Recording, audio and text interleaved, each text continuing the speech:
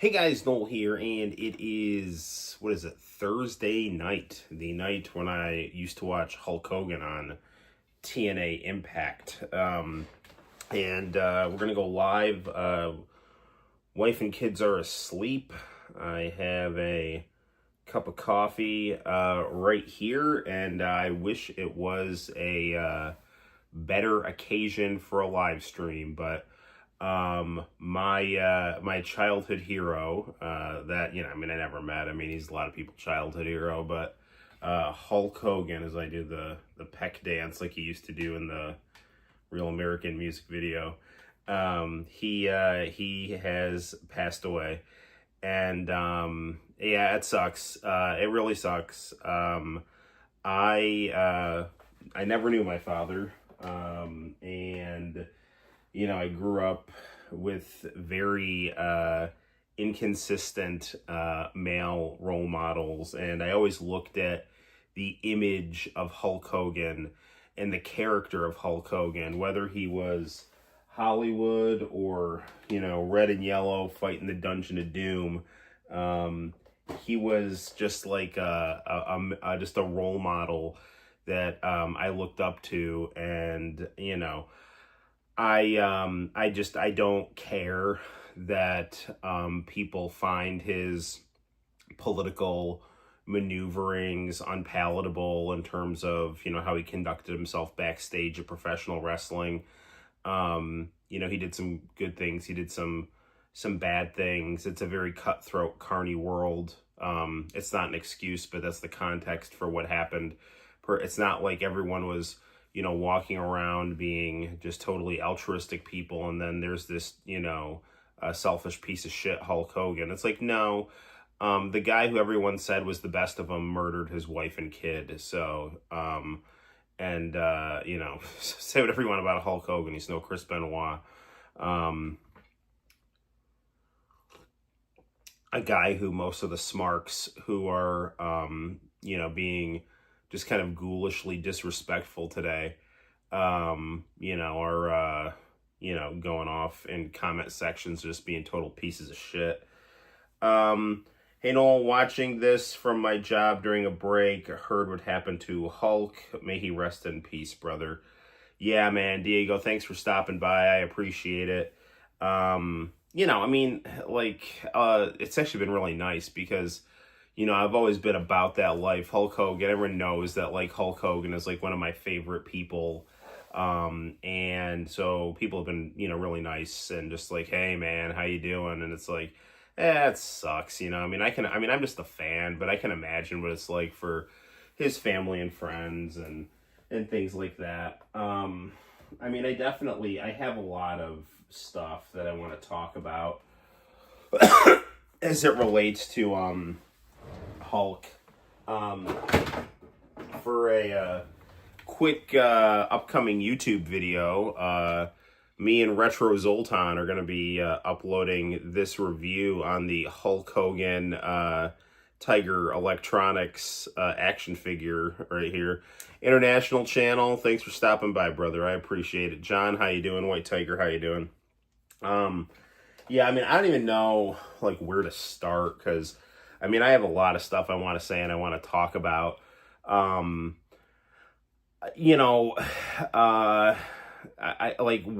I'm wanting to start is to start yelling at stuff that I've seen online today, from really just gutless pieces of shit, it is when you become very popular, it's hard for me to, because of my personal connection to Hulk Hogan. Yeah, dude, Hulk touched a lot of people, and, he is a very complicated figure. Professionally, he is the, die cast of the whole genre of professional wrestling. He is literally the mold in which professional wrestling is built. Hulk Hogan's death is bigger than Colbert and Epstein and Obama combined. It's true. fuck all those guys, man. Colbert is a CIA asset along with Epstein, and Obama is a political hack. I mean, yes, it's noteworthy that he's the first black president, but he played ball with the rest of them. So, Colbert's there to, give Adam Schiff a platform. Epstein's there to blackmail people, and Obama's there to, give a kind of a black face that makes liberals feel good about themselves as the United States goes and bombs other countries. So, Hulk Hogan is the spirit of the working class, and he is just the most iconic, face, the most iconic heel. He literally just created the 1980s genre of professional wrestling, that kind of muscular, patriotic, flag waving, American ideal kind of superhero style wrestling that Vince McMahon knew how to promote. Hulk was the vehicle for all that, and nobody did that better than Hulk. And then when he turned into Hollywood Hogan, that totally set the mold for the edgy, kind of apocalyptic wrestling of the late 90s and early 2000s, that, the NWO is the most iconic thing, most iconic group in professional wrestling. And from that, the NWO, spawned the Attitude Era and things like that. So, Hulk Hogan was bigger than the business for 25 years easily. And, his professional contributions just can't be overstated. And, and he was huge in Japan too. He was the first IWGP champion. He was Ichiban. He was a celebrity over there. And, he just, I don't know, man. He was the Michael Jordan, the Babe Ruth of professional wrestling, the Michelangelo of professional wrestling. Just his body of work is second to none. And what he meant to a lot of people is, very, very, very, very, very important. Because like I was trying to say, like early on, like I didn't have like guys to look up to. I was just stuck at home with my mom, who was dealing with a whole bunch of stuff. And I looked at, strong people, like strong men like Hulk Hogan to, help me to see a path to become a man, and just, I don't know, just have someone cool to look up to. And, his personal life, along with a lot of other people's, is filled with mistakes. And his professional life backstage is also filled with mistakes. Hulk Hogan is very much a product of the world of professional wrestling. A world that, the kind of the kind-hearted working class turns to for, it's like theater, it's aspirations, it's entertainment. And, so he's, got one foot in that world, and, the other foot is in just the cutthroat world of gypsies, tramps, and thieves. And, and American celebrity, and you absolutely have to learn how to separate the art from the artist. And even the artist, I think, compared to a lot of people, wasn't even that bad. Obviously I didn't know him. The worst thing I think I've ever heard about Hulk Hogan is that, he died estranged from his daughter, and that, Brooke, I think I'd read that she tried to reach out to him after she, nearly died during childbirth, and he just rejected her. And that's a very cold-hearted thing to do.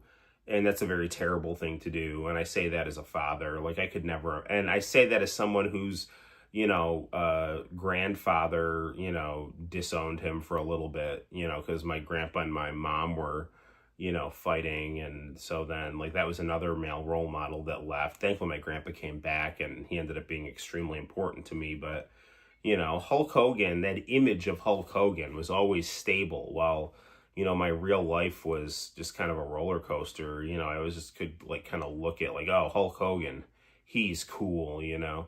Um, so, he meant a lot to a lot of people. And, like, when you get to be really popular, people, like, shit on you because it's fashionable to shit on what's popular. Like, I'm like I'm anti-mainstream. I like the stuff in the margins. You're just, banal with your, your they, you just like what the herd likes. I'm so deep. And it's just such bullshit, like, I mean, Hulk Hogan, like, people say, like, oh, he can't wrestle, he doesn't know how to work. I'm all about, like, Macho Man. I was like, I love Macho Man Randy Savage, he's awesome. But when people try to act like Hulk is a bad person, when, like, Randy Savage, by various accounts, was legit locking women in closets so he could, like, keep eyes on them, and was just sadistically and, like, totally unhinged in terms of his, not sadistic's not the right word, but just like, abusive in the way that he just controlled women and, things like that. Like, locking Gorgeous George in a closet, putting, surveillance cameras all over the house and stuff like that. Like, I mean, he's the good guy, like, or I don't know, like, people, like, I mean, Ric Flair did a beautiful tribute to Hulk Hogan today, but, Ric Flair, by various accounts, has not always been, on the up and up in terms of his racial rhetoric or the way that he's treated people or things like that, so, so it's like, there've just been a lot of people I've seen in comment sections that have just been like, oh, rest in piss, and like, I just every time I see something like that, I'm like, well, good. I mean, you've now set the standard that people can talk shit about you when you die. At your funeral, you think it's okay when somebody dies to, shit on them. It's like the standards you apply to others are going to be applied to you. So when you're there sitting in a casket, by all means, feel free to roll up and say that this person was a fucking piece of shit, and just, thank God he's in the ground so nobody else has to deal with him, because that's the kind of, if it's okay to say that about Hogan, it's okay to say that about you, man. So enjoy. I mean, obviously we need to be better than people, but, like, Rick Roderick, the philosopher, he always says the most dangerous set of standards are your own, because those are the standards that are going to get applied to you. So, just like, what kind of person are you? So let's say, like, the person I really just can't stand most in the United States is Dick Cheney. And I think George W. Bush is an idiot, and just these neocon imperialists who, just create wars of aggression for U.S., treasure and utopianism. If, like, Dick Cheney died, like, I would just keep my mouth shut, like, I mean, like, what kind of person are you that when, like, somebody dies, you have to draw attention to yourself by, like, shitting on their grave? Like, what kind of fucked up person are you? Like, I mean, seriously, I mean, like, you were that maladjusted and warped, like, so right before I came on, I was on Instagram, and for whatever reason, Jacobin magazine had something. It's like, in honor of Hulk Hogan's death, here's Jesse Ventura talking about how he busted unions in wrestling. It's like, fuck you guys. You guys are named after a murder cult. Like, you're named after Robespierre's, political party that guillotined people in the thousands, and you're gonna bitch about Hulk Hogan not wanting unions in wrestling when you're named after a mass murderer, you fucking pieces of shit. Like, what is, like, who the hell did, like, who are you You know, the naming being a left-wing magazine called the Jacobin is the equivalent to having a right-wing magazine being called the Klan. Like, and you're gonna bitch about Hulk Hogan so you can like be edgy and act like you're pro-labor. Yeah, I wonder why the left can't get any votes, because you're literally shitting on the grave of an American icon just to jerk yourself off. You fucking pieces of shit, man. Like, fuck you. Like, seriously. Anyway, so that was like, that just really pissed me off before I got on. But I can get into talking about like his yeah, you tell him, Noel. I don't know where to start, if I should talk about like his professional or personal stuff.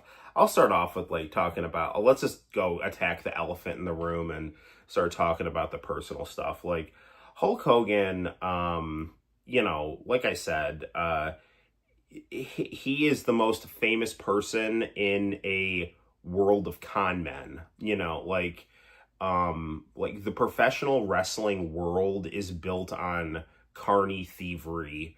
The whole idea is you put on a fake fight to take people's money so that you watch the fake fight. And then you have to try to out-scam your promoter of the fake fight, who's also trying to scam you out of your money. And in doing that, you also have to try to protect your spot in the card so that you can make the most money out of these people. And that is the world that Hulk Hogan walked into of his own free will, because he loved the art form of professional wrestling. And he just knew that that was the game he had to play if he wanted to be successful. Now, does that mean that he was right in everything that he did? Absolutely not. Does that mean he was the worst person backstage ever? I mean, I wasn't there, but by various accounts, absolutely not. I never believed Hogan to be a racist. Some people just say stupid shit. That's a whole other thing that I want to get into, and I'm going to get into that, because just the sniveling, stiff-necked grandstanding, like, I can understand. I don't want to get off on this tangent here, because this is a whole other tangent that I need to talk about. Okay. So, like, Hulk Hogan, when he got to be number one in the 1980s, like, he was like, okay, I'm the biggest wrestler of all time. Everyone is making a ton of money with me at the top.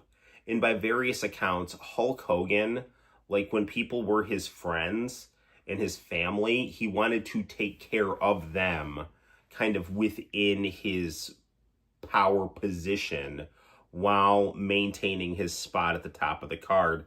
And that's why you always had, Brutus Beefcake and Jimmy Hart and the Nasty Boys and just his kind of entourage following him around, and Hulk Hogan always trying to get his friends jobs wherever he went because he wanted to take care of his crew.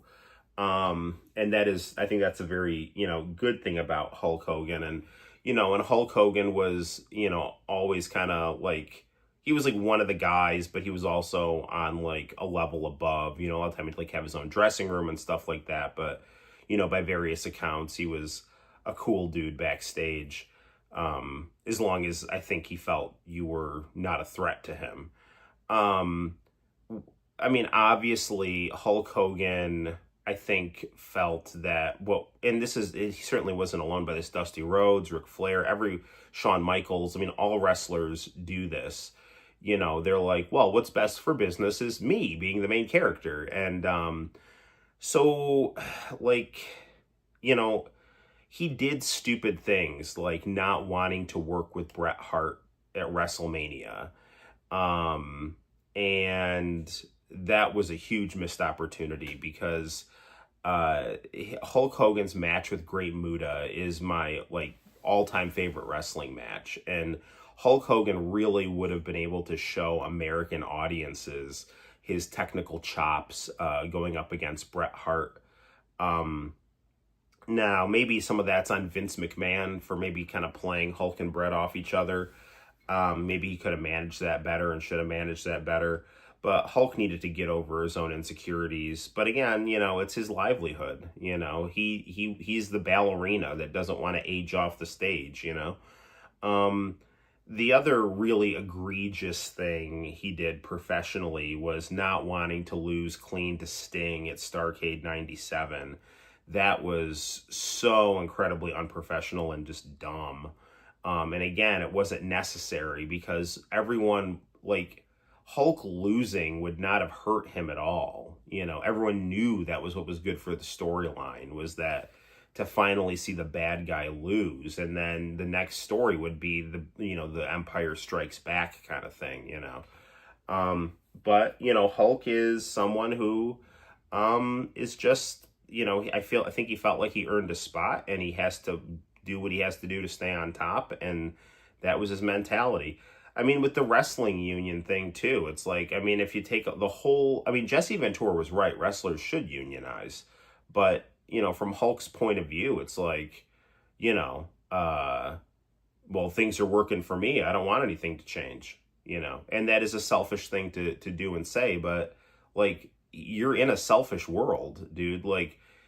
People are stabbing each other in the back left and right over there. So, again, it's very much like a kind of a den of thieves mentality where you have, one foot in the hopes and aspirations of the people, and you're doing charity work, and you're granting dying kids their last wishes, and you're just destroying your body for the entertainment of the working class. Not that they're voyeuristic, but just because you have a synergistic relationship, you love them and they love you, and your sense of meaning and purpose comes in performing for them, and just doing that and just sacrificing your whole body and your mind for that, is an immense, almost immeasurable gift. But then what you do backstage to be able to survive at a high level is something else. And, I don't know, man. There's definitely better ways to do it. And, you deal with the consequences of your actions. Yeah, was Hulk Hogan perfect backstage? No, but he certainly, I don't think, was exceptional. And I think in some cases he was just, a good guy and a good mentor and a cool friend. And in other cases, he was just trying to stay on top, like everyone was doing. Everyone had their own hustle, their own game, and he had to out hustle the hustlers so that he could stay on top. And and I think everyone kind of knew and understood that, that's the game, and I think a lot of other wrestlers, a lot of time when they talk about Hulk Hogan and his creative control, it's hey, good for you for getting that, man, So that's, I think, the criticism of Hulk Hogan, professionally. In ring, he was great. He knew how to work. He knew how to do a Japanese style match. He knew how to be technical. He knew how to be athletic. But at a certain point, he also just knew crowd psychology so well. His last big match with Sting at, was it Slammiversary 2012 or something like that, where Hulk fought Joker Sting. Hulk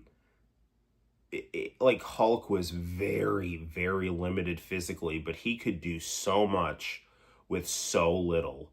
Just the way he would just cup his ear, or just kind of work and manipulate the crowd with, his mannerisms and his gestures and what he knew how to do was so good that he really didn't have to do much physically. At that point in his career, he couldn't do much physically. But his crowd psychology was fantastic, and just his charisma and his connection to people. Yeah, there is a big difference between Hulk Hogan and Terry Bollea, but that's always kind of the thing with pro wrestling, though, is that there is this kind of, pro wrestlers are method actors, right? And their pre-wrestling persona, is a foundation for their character as a wrestler, but then who they are as a wrestler bleeds back into their real life And that is just kind of how professional wrestling is. It's this smudgy relationship between fantasy and reality, because it's half real athleticism and half simulated performance fight, and nobody, like, everyone is in on the fact that it's a performance, but at the same time there's also that game of suspension of disbelief when it happens as part of the genre. So there is like one foot in fantasy and one foot in reality, and I think that goes with these characters, and the people who play them and become them, good and bad. Um, now, but I mean, as far as like the good, I mean, Hulk Hogan is known for just doing tons and tons and tons of like Make-A-Wish stuff, performing for troops, and just, I mean, he died because of all the surgeries he ended up getting, and he ended up getting so many surgeries because he destroyed his body wrestling for so long. And who was he doing that for?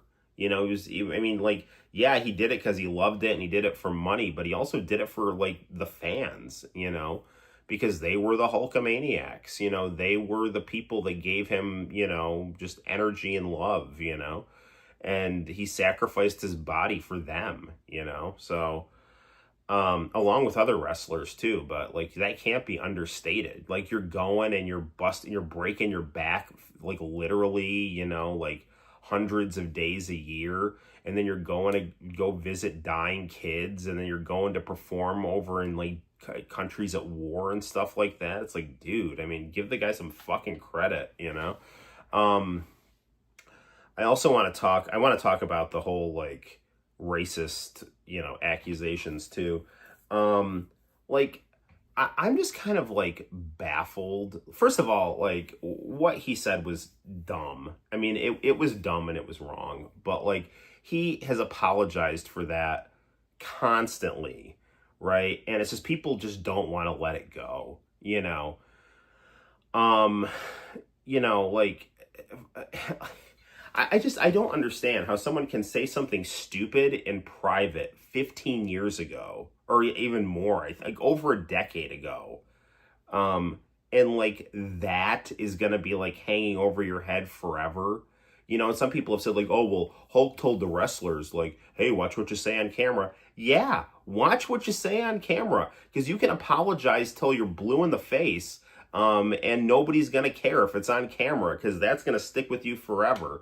And so also watch what you post on the internet too, so that's not, I don't think that's him saying, oh, I don't care that I said something, racist, which, who the hell says racist stuff when you're having sex? Like, what is that? I mean, it's just so stupid, but like, okay, he said something stupid in private that was never meant to be done publicly. How many people talk shit in their own homes? Like, yeah, I'm sorry, like, we're all supposed to just be surveilled all the time and have our thoughts and our words like monitored for public scrutiny. Like, what is that? And you apologize for it like constantly, and it's like, no, you didn't mean it. Like, so that's just bullshit, man. Like, I mean, I get it if you're Nick Darling, considering wrestlers used to wrestle way more than they do today. Glad his body lasted until it was 71. It's seriously, especially considering like he put a lot of miles on his body doing stupid stuff. Like, not okay. So you have like the legit wear and tear of the job, but then like, they were all doing coke and they were partying and they were doing steroids to help their physiques. And so it's like, and plus you're putting all that weight on your heart on top of that. So it's like the fat, like Eddie Guerrero, like, just dropped dead in what, his 30s or early 40s, God forbid. And, and Hulk made it to like 71. And I mean, Ric Flair, it's a miracle that guy's still alive. With all the, like, he survived plane crashes, he survived comas, he's constantly like drinking, but he just still finds a way, so, God bless. But Hulk is, considering all the mileage he put on his body, like, he is very lucky that he made it as long as he did, but it doesn't make it any less sad. But yeah, man, it's like, I just, and then the other thing, people like, so it's like, yeah, so like what, you say something stupid and you have to be punished for that for the rest of your life. I mean, I do kind of get, like, if you're like a black person and you looked up to Hulk and that really hurt your feelings, and you're really disappointed, like, yeah, I understand that. But again, at the same time, if someone says they're sorry, like, I mean, yeah, it's up to you to forgive them or not forgive them, but it's just, I mean, everybody screws up, and I don't think it's fair to refuse to forgive someone who's constantly asking for forgiveness. Now, like, the other thing people have complained about was, like, oh, well, his politics were just so bad. It's like, what are you talking about? Like, what, because he endorsed Trump and did a speech at the RNC? Like, The Rock did a speech at the RNC for who? George W. Bush? The guy who went and killed 1 million people in Iraq? Like, that, you give that guy a pass? But, like, so, like, I mean, like, legit, 53% of the country voted for Donald Trump. Like, what is your problem? What, he disagreed with you on politics? He liked a politician you didn't like? And when he was endorsing the politician, he never said anything that was like, like, oh, well, I really hope they deport a lot of illegal immigrants who aren't harming anyone, and hope they separate their families. That would be great. Like, he wasn't saying that. It's like, oh, I really hope Donald Trump grabs more women's crotches. He wasn't saying that either. Like he was saying that Trump survived an assassination attempt. Trump, according to him, represented like a kind of a return to form for the United States in terms of stability after the disaster of, senile Biden and blockhead Kamala Harris, And, and to be fair to Trump, his first term was pretty good. We didn't have any new wars and the economy was good. And Trump displayed a lot of bravery surviving that assassination attempt and, getting up to try to tell the crowd he was okay. And he was someone who was the victim of malicious prosecution by both the intelligence agencies and the mass media. And Hulk Hogan found that impressive, and he endorsed him at the RNC, and you're gonna bust his balls for that? What the hell is that? Along with over half of the country who voted for this guy, and so Hulk's got to be punished because you disagree with him on politics? That is really, really freaking stupid, I would be, hang on a second, what are you saying, John? I would fight it off if someone tried to put a surveillance camera in my apartment. Yeah, dude, yeah, for sure, man. The surveillance state is not what you want. So, I mean, this is kind of, the criticism that, Hulk, against Hulk, like, that's my response to it, right? I mean, I'm not dismissing it, but I'm saying, like, within context, that's how I analyze it. And, there's things that he's done where I'm like, dude, you really shouldn't have done that. But at the same time, like, I mean, people are human beings. They make mistakes. You can separate the art and the artist, and, all people are complex, and they have good sides and bad sides. And I think because Hulk was like that, he was able to be so effective at playing the good guy and the bad guy. But Hulk always seemed to like Hulk. I think I like Hollywood Hogan actually better than Red and Yellow Hogan. But, I think Hulk definitely liked playing the good guy because of how it rubbed off on his personality, and I think he felt it made him a better person. I mean, as far as his career, like I said, I mean, he is both the 80s and the 90s and even the early part of the 2000s. Like he was always bigger than the business when he was on that 25-year run. So, yeah, man, I don't know really what else to say. I think just like his positives, definitely, I think mean a lot more to people than his negatives in terms of the impact he had, both in terms of the genre of professional wrestling, the kind of the ideal that he put forward professionally in terms of the quality of his performance, what he meant to people emotionally, what he represented in terms of what people could look up to and aspire to, and just some of the genuine kindness that he displayed to his, you know, his family, friends, and peers. There, you know, that while that might not have been 100%, I mean, it sure meant a hell of a lot to me. So, you know, and he also had awesome facial hair. I recognize that your facial hair is the same as Hulk Hogan's. It's a little different. Like, I have actually at times dyed my beard black just to try to look kind of like Hollywood Hogan. I do kind of have like, I have just like a kind of an angular kind of chin strap mutton chop. I try to just kind of have some nice contours to my beard. But I always do I do kind of have the Fu Manchu vibe, you know, so yeah, man, that's, those are my thoughts on the passing of the Hulkster. So, I was pretty shocked. My friend's son, who is in college and who's also my friend, he has a podcast called the Rockin' Podcast. It's called like RAWK. He talks about professional wrestling and stuff. He's a really good broadcaster, and he texts me. He's like, "Are you sitting down?" I'm like, why?" He's like, "The Hulkster's gone." I'm like, "What?" You know, so yeah, man, it sucks. Well, I think in honor of the late great Hulk Hogan, we need to play some wrestling games tonight. So, we're going to start off with. We should probably start off with some some Aki Asmic stuff. Maybe some either WCW versus the World or WCW NWO Revenge. So I'm just seeing if there's anything in the chat that I missed. Going back to your Star Wars reference, are you the gold leader because of your shirt? Yeah, sure. Yes, I am. All right, Hulkster. Let's see what we got here. Maybe put get some Nintendo 64 games out here. Those are not N64 games. Those are PSP games.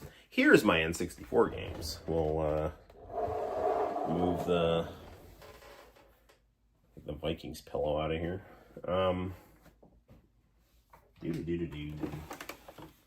Alright, what do I want to play here? Where's my... This game is, it's not great, but, you know, it does bear Hulk's face, so... the N64 Nitro is not that good. The PlayStation one is good because it's got the cool FMV stuff. Deadly Arts. I think Diego gave me that game. Here we go. We got some Revenge, and we got some World Tour. Alright. Let me make sure that the SCART cable is nice and secure here. We'll get on the Trinitron here.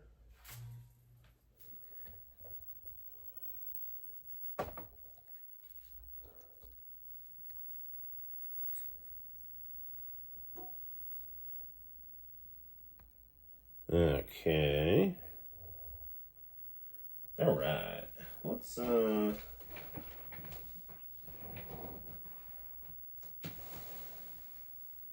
The other thing I didn't talk about in terms of Hulk Hogan is his hilarious tall tales that he would tell, which that's a whole other source of joy for me, just to listen to his lovable, unhinged bullshit, you know? How, like, Andre the Giant died after WrestleMania 3 when Hulk wrestled him several times for, like, another 5 years, you know? Alright, where's my...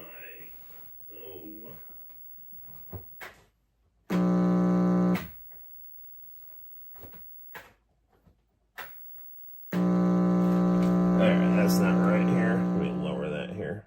Okay. Why are you humming like that?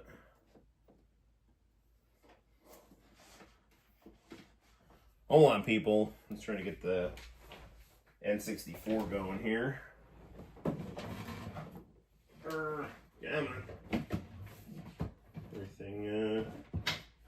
Everything connected back here? Looks like it.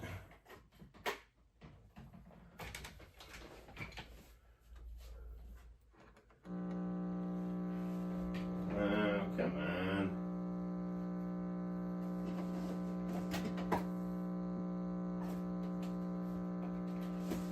Sorry, guys. Hold on.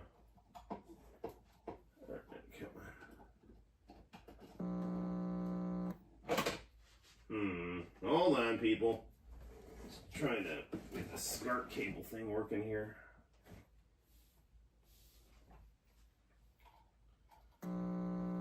Technical difficulties. Please stand by.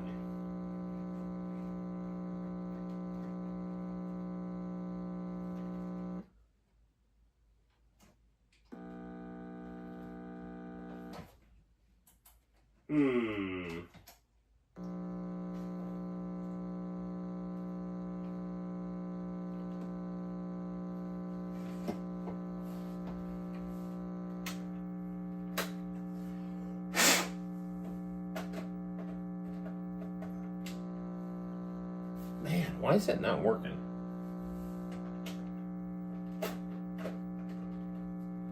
Alright, well, let's just try a different TV. I don't know why that's not working right now.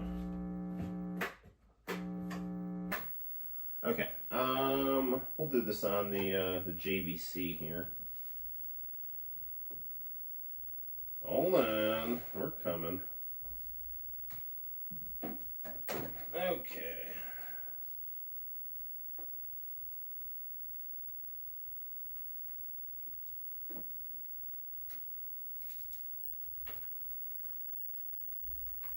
Okay, I gotta figure out what the deal with that is. That's gonna be kind of annoying, but...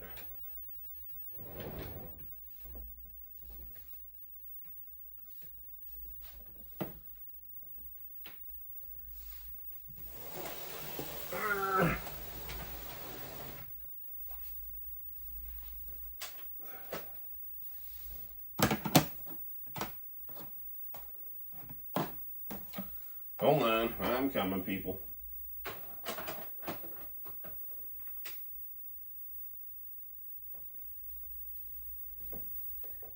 Come on, why is the N64 not working here?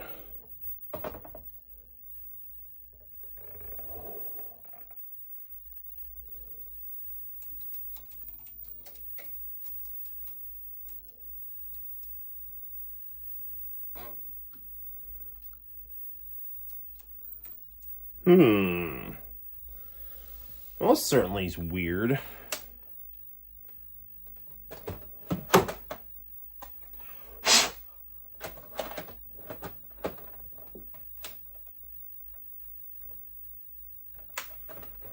Oh, these cartridges. Let's see if it's...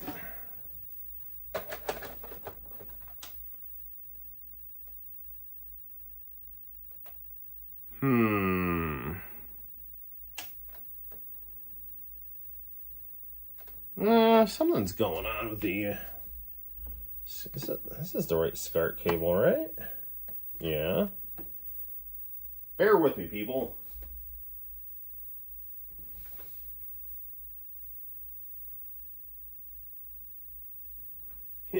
The slam in WrestleMania 3 was the killing blow. Yes, it was. He also, he knew Simon Cowell and had the #1 record in England.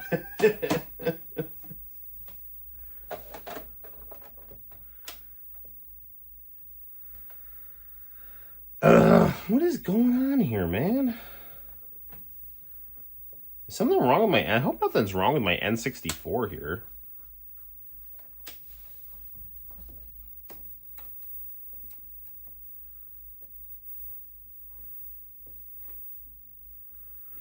I don't think the baby didn't mess with the settings here, so what's the problem?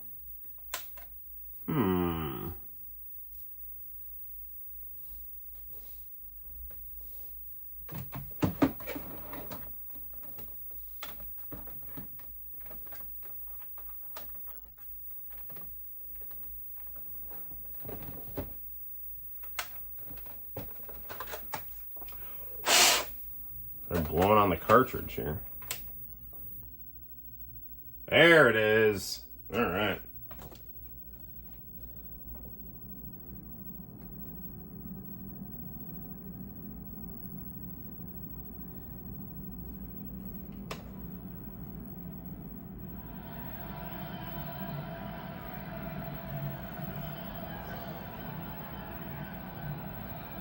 All right, well, if this is the case, I wonder, hold on a second, bear with me, people. So I'm gonna see, I just want to see if there's something wrong with this SCART connector, if that was just a dusty cartridge on the N64 here.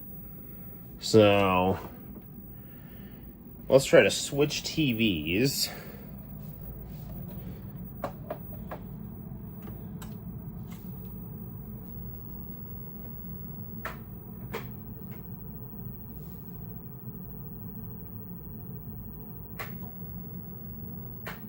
Yeah, okay, there we go.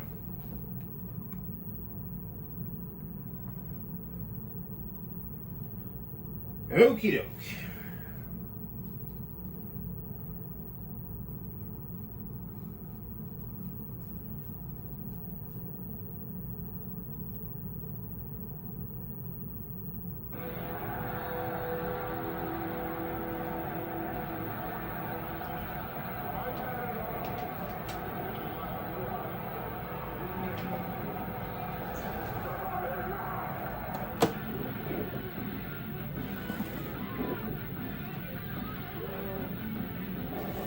Okay.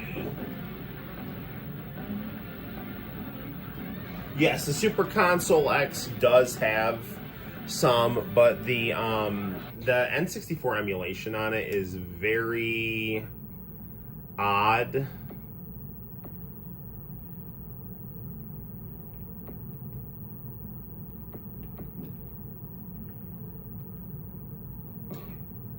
Whatever.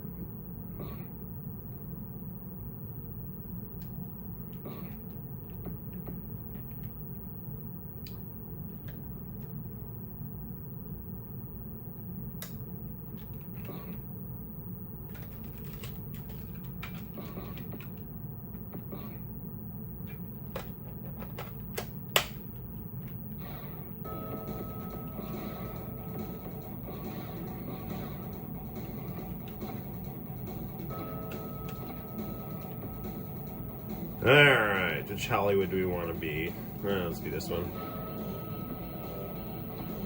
We're gonna go against Sting.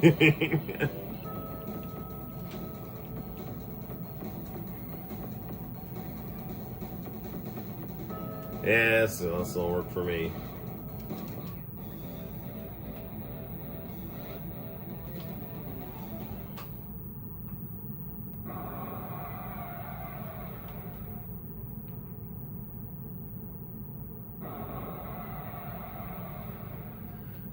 I do think on the Super Console X, I do have, I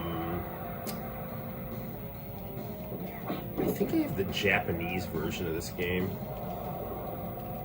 I think it plays okay.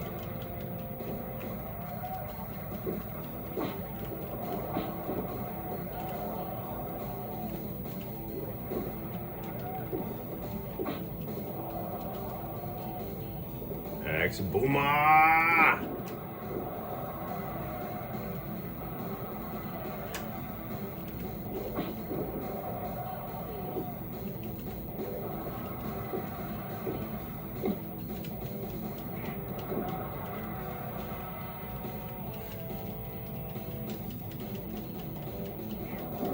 Yeah, come on, HULKSTER. Can't go down at on NWO Saturday night to your eternal rival Sting.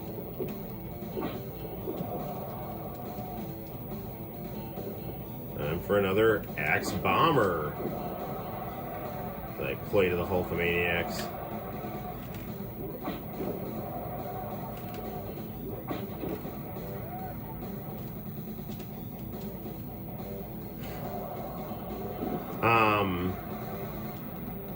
Honestly, like, AEW should just do, like, No Mercy mods and sell them.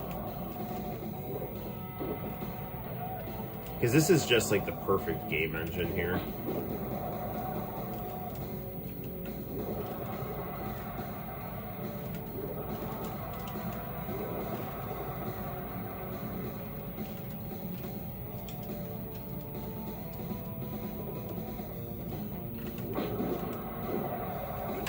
Super move.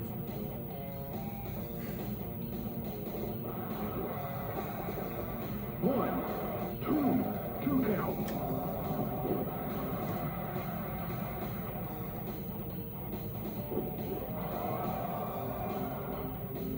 This is also Hulk's finish move in WCW versus the World.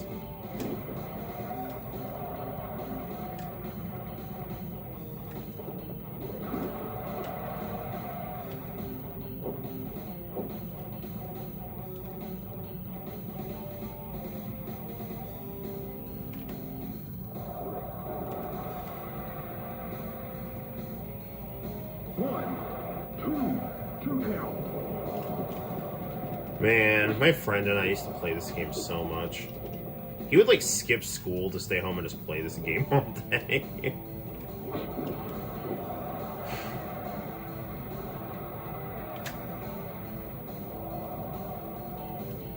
Get up, Stinger.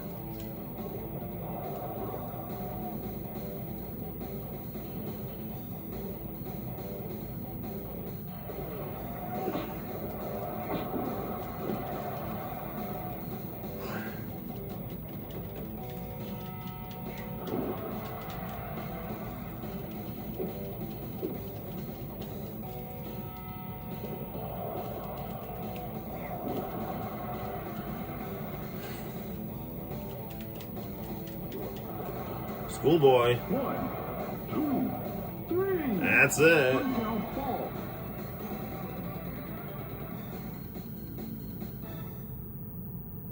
Arrow, how the hell are you, brother?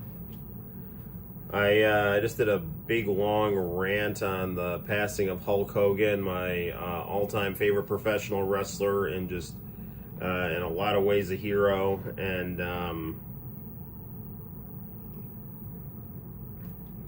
to honor the man who is bigger than the business, Hulk Hogan, we're playing some wrestling games here. Let's do a tag match, and we'll be two of my favorites. Will be Hollywood Hogan and NWO Sting. I love NWO Sting. Actually, I want to be NWO Sting in the NWO shirt. And we'll go up against Ric Flair and the Giant.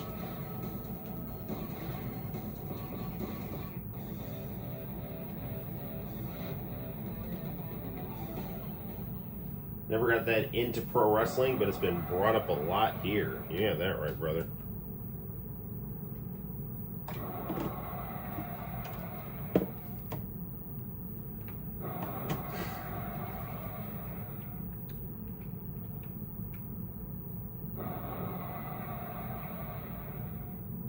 Yeah, dude, NWO Sting is so underrated. Ric Flair always looked like Barney Rubble in these games. Vince McMahon and Ric Flair did really beautiful tributes to Hulk today. And Flair's already knocked out.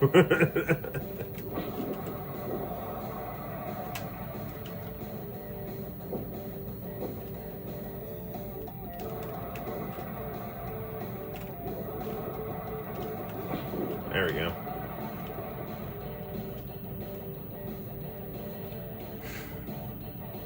You know, I talked about how good Hulk's psychology was.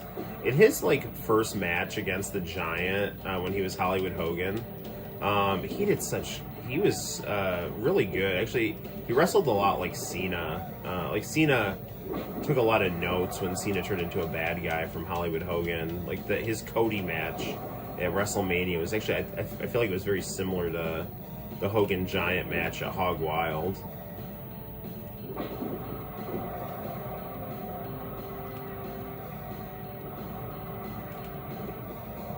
So, for the, rather than watching international channel tapes, which are the greatest thing ever, we're going to actually watch a Hulk Hogan infomercial on a multi-cart for the NES.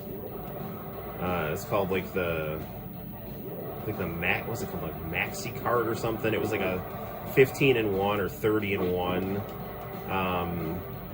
game cartridge, and it was hosted. It was like an infomercial video game tournament hosted by Mike Levy from Incredible Inventions, and like not Paul Roma. What's his face? Shit. Paul Orndorff, Honky Tonk Man, and Coco Beware had these these kids on their team playing video games, and Hulk Hogan was like the MC, and they had to play all the games on this multi-cart. It's I've been watching this infomercial pretty frequently the last few days since I discovered it online, and it's just phenomenal.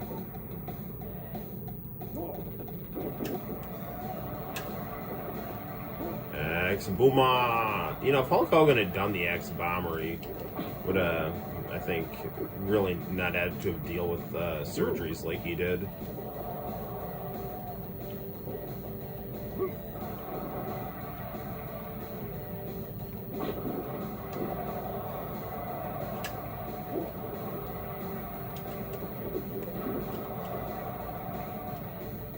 We're gonna let's tag in on WOS now. Look at the leg drop. Oh no, he moved out of the way of the leg drop.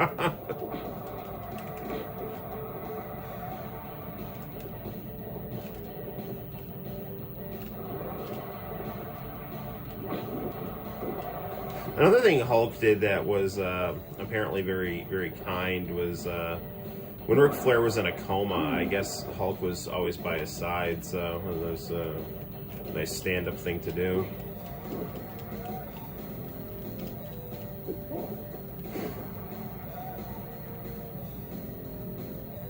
One, two count.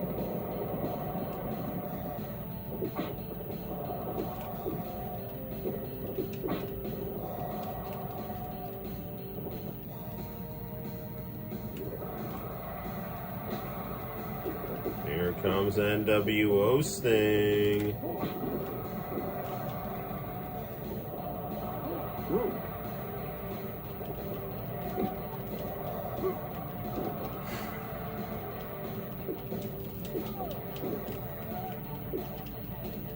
NWO Sting, ironically, more popular than real Sting in Japan.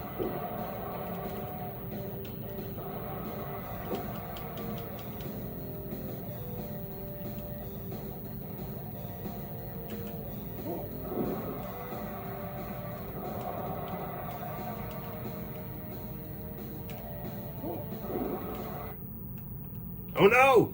The game froze! That's no good. Let's reset here. Oh no! It's not resetting.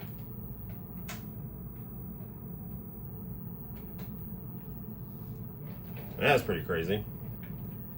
Imagine a smart mark saying that the X-Bomber is a ripoff of the Rainmaker.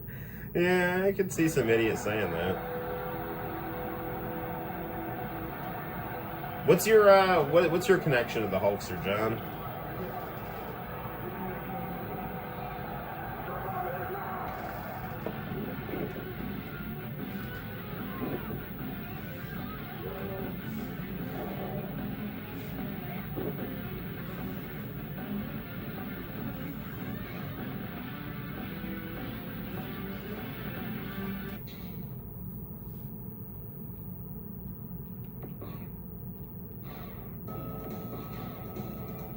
We're going to do something of a dream match here. We're going to do red and yellow Hulk versus the Lex Express Lex Luger.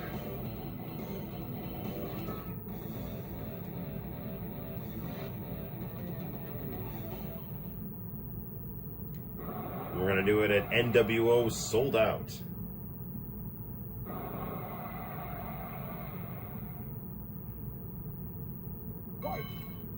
Each bomb.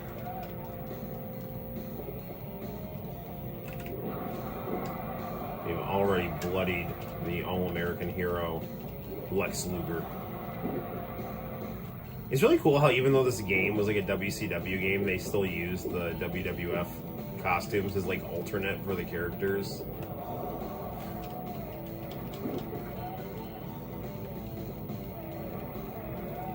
You will not slam Yokozuna before me.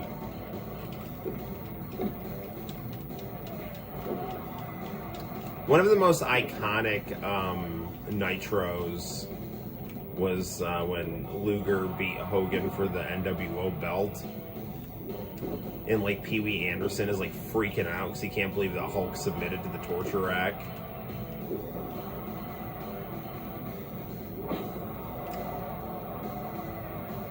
One.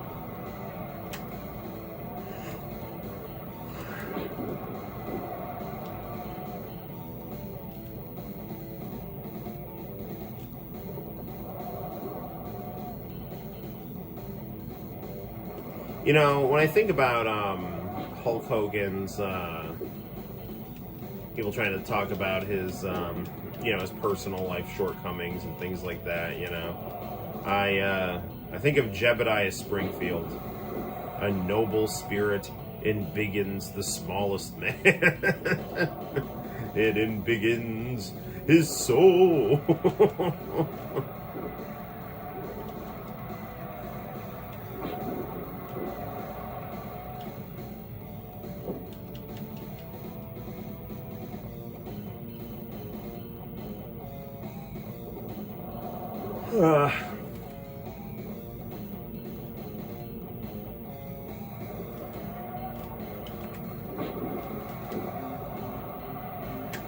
Yeah, it's crazy because, like, you know, Bubba the Love Sponge was saying, like, you know, oh, he's, like, in really, really bad shape, and everyone, and then, like, Jimmy Hart's like, oh, no, he's fine, Daddy. You know, like, it's my John Blood impression of Jimmy Hart.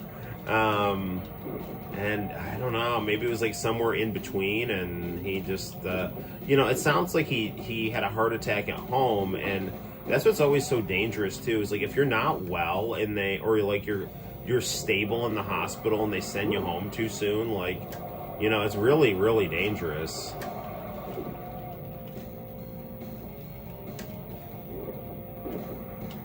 Hurry up, hurry up, hurry up. So I can get this off before it stops. Yeah, I got it. All right.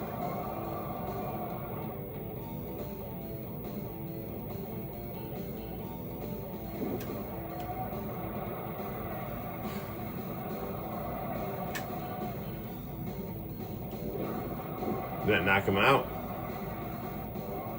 Ah, getting up, huh? About another X-Bomber.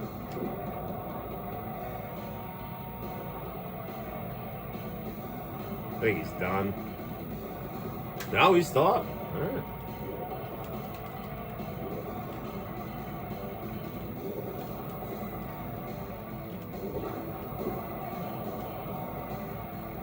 That's gonna do it. TKO. I'm gonna knock you out like a Noki.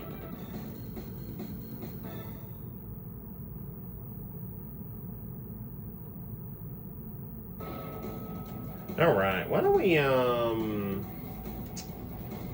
play some revenge. Do-do-do-do-do.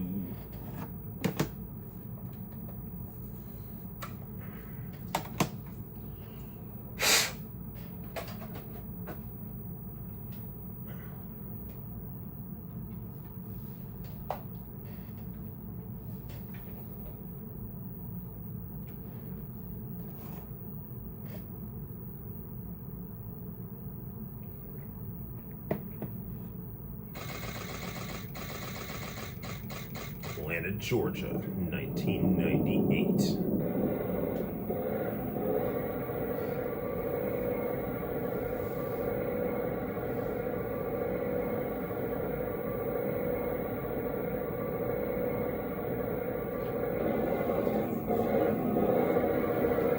Yeah, lower that a little.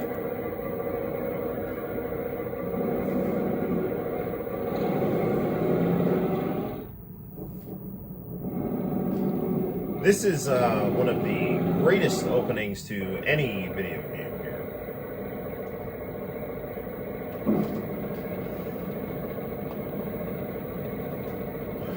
story of Sting and how he joins the Wolfpack.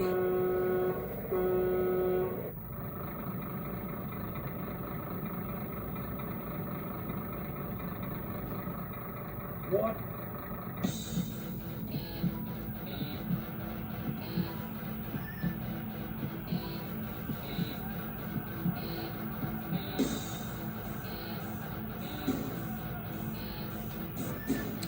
I always rode with the NWO black and white. I didn't like the Wolfpack until Hulk joined. Alright, be so lazy, man.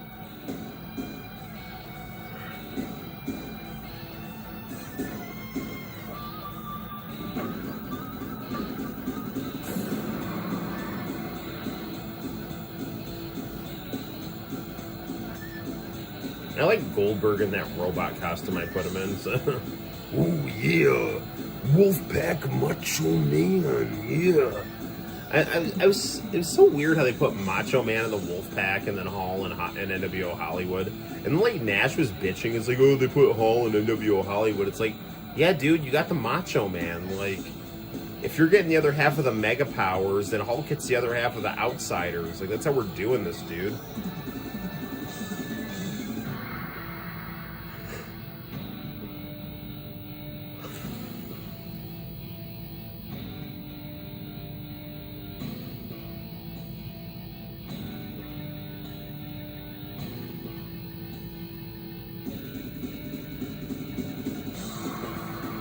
The Dancing Fools.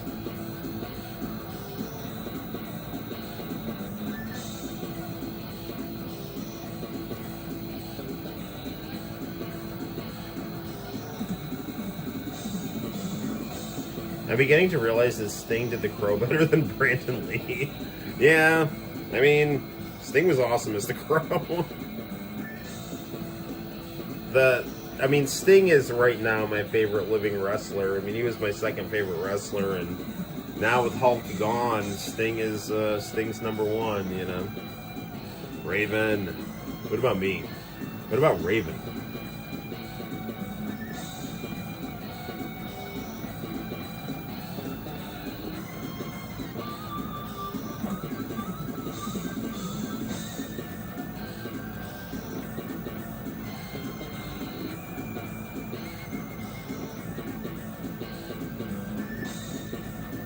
Wolfpack Sting. I mean, honestly, one of my all-time favorite WCW matches is Hulk Hogan and Bret Hart on Nitro. I just wish they did more with it, you know?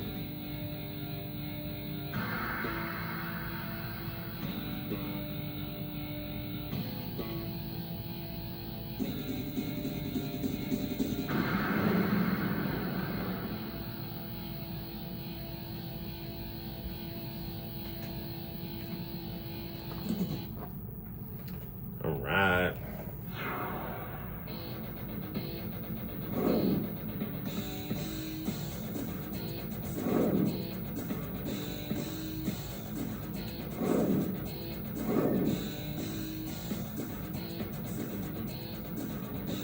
We could be Thunder in Paradise, Hulk Hogan. Wolfpack Hulk. Yeah, I'm gonna be. I don't know. I'm feeling Hollywood Hogan tonight here.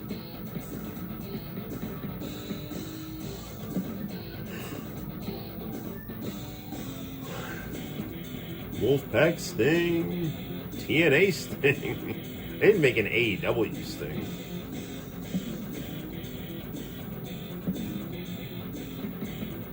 I can't believe how Bret Hart is just lost in the shuffle in this game here. Yeah, we're doing Hogan and Bret here on Nitro.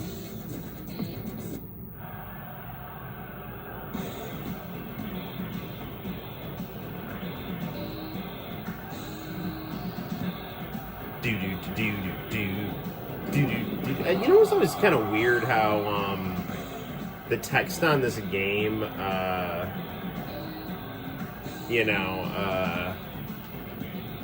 got a little curvy got a little curvy when they would come out here.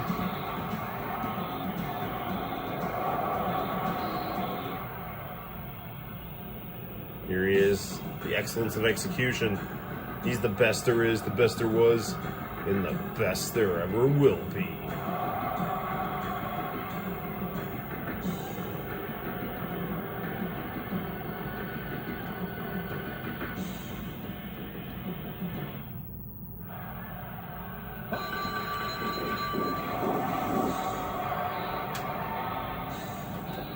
We're doing this, Brett. You're getting your SummerSlam match here.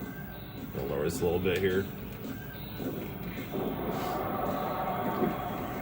My friend and I, we'd always play 80s CDs and then swap the audio cord on the TV. So he'd play 80s CDs on the PlayStation, and then we'd play this on the N64. So the CD that would, the CD was playing would come out of the speaker that had the PlayStation plugged into it, but the video would be the N64 playing this game. He had this crazy story about how Larry Zbyszko became evil and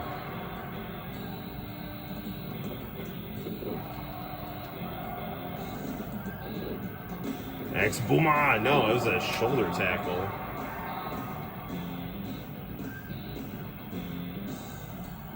Ichiban!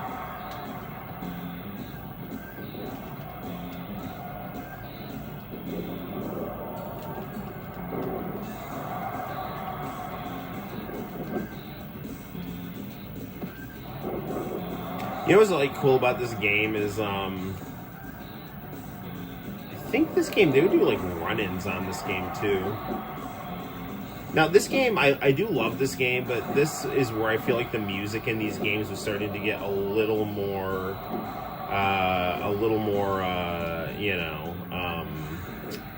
generic, in Versus the World it was very beautiful, but it started to become a little more kind of twangy, Exy Booma! Ooh, Brett's got color. I'm gonna show you that I can work limbs here. I'm not just a brawler. Oh, come on, dude. Thanks, Booma.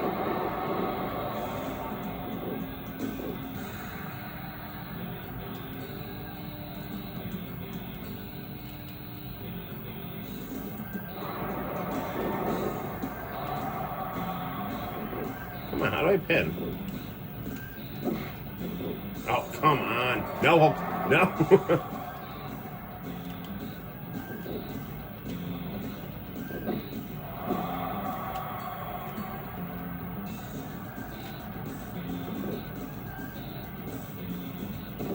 Alright, I think, isn't it?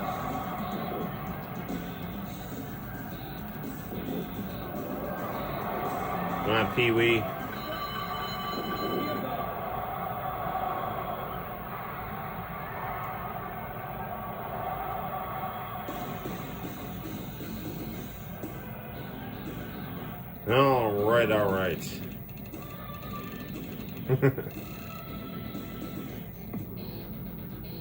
All right. All right.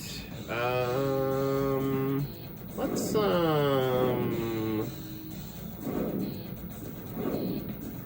do Thunder in Paradise, Hulk Hogan, and we'll go against.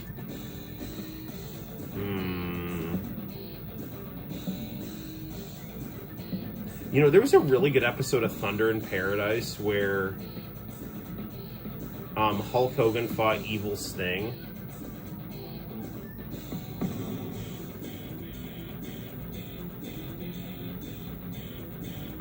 So let's do that. I want to get a Philips CDI.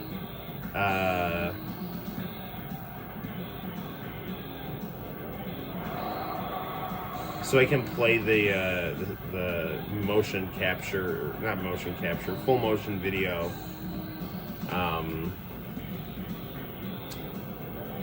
You know, it's funny. Did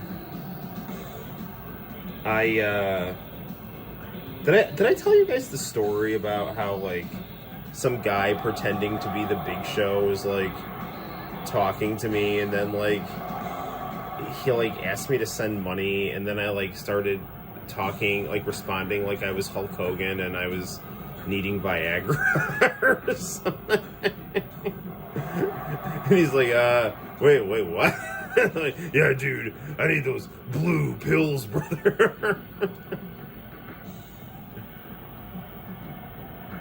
That was a whole. I did a whole video about that actually. It was a pretty crazy story. I like the Sting model they use in this game. Ooh, cool! We got Surfer Sting with the pink and a baseball bat.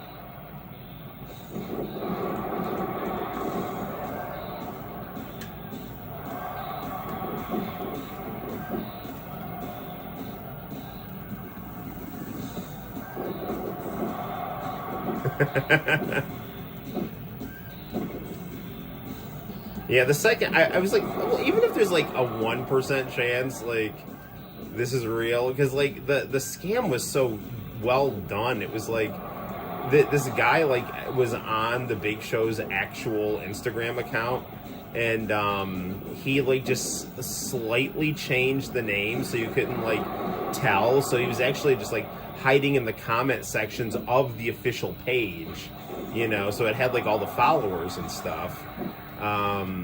It was the same picture, same name, everything. It just had a slight dash in it, but I knew something was up, and it wasn't legit. But I thought to myself, like, well, I'll just kind of play this out just for fun and kind of see. The second he asks for money, I'll know it's like not legit. And they wanted me to like send money to something called like Yandex, which is like some Russian bank account thing or something. And I think I started like replying in Macho Man's voice too or something. It's like, ooh yeah, I'm gonna go fight Vader, man, yeah. So, speaking of Viagra, maybe we need to do a remake of that comic with Extends and Ron Jeremy. Yeah, dude, that was fun stuff, man. You know, I will on occasion fall asleep to the Extends infomercials sometimes. You know what I think we're going to do right now is, why don't we play, maybe we'll play something on the Super Console X here. Oh no, you know what else?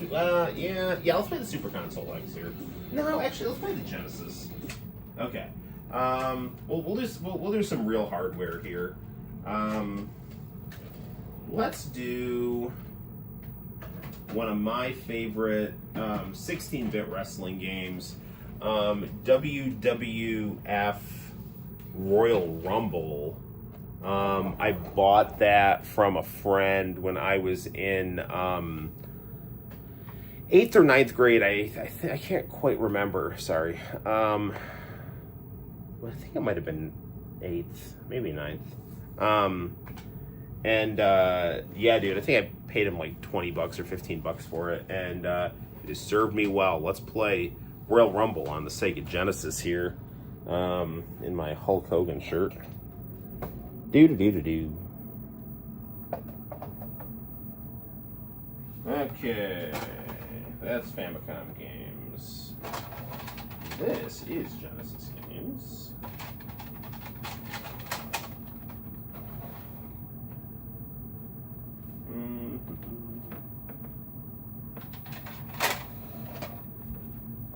Well, it's Royal Rumble, dude. Or maybe not, brother. So, alright.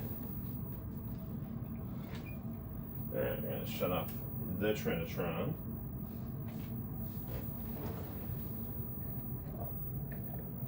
And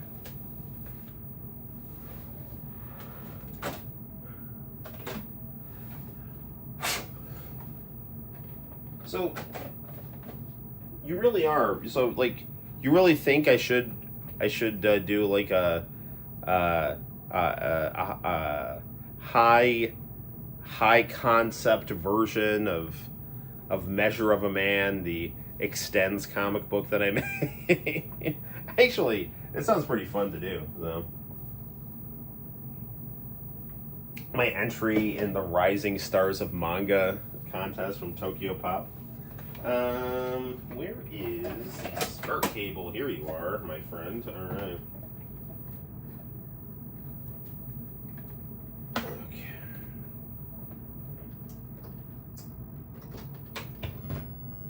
There it is.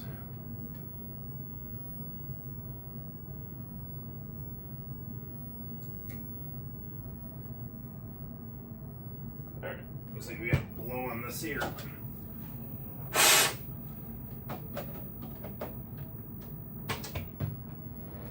All right, here we go.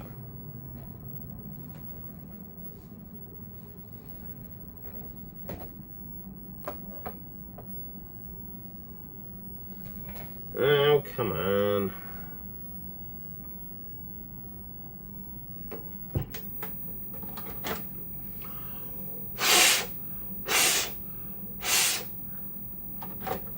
Don't make me get the Q-tips.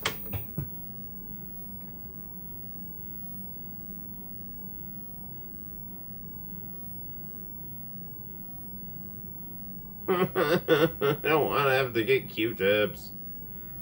I want to play this on real hardware. Come on.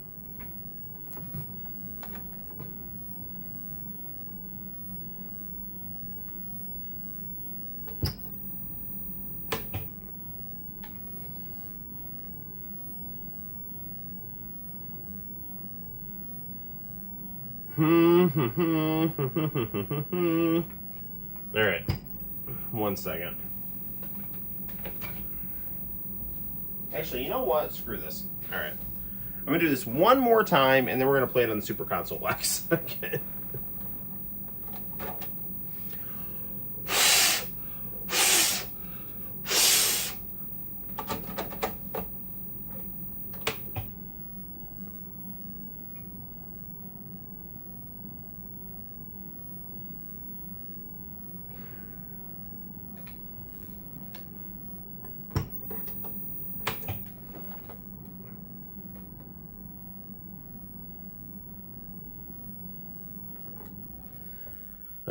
All right, whatever. I don't really feel like going to the bathroom and grabbing some Q-tips, so we're gonna play this on the Super Console X. All right, we're gonna go to our Sharp TV, our Sharp Aquos, where dreams come true, and we'll turn our buddy on over here.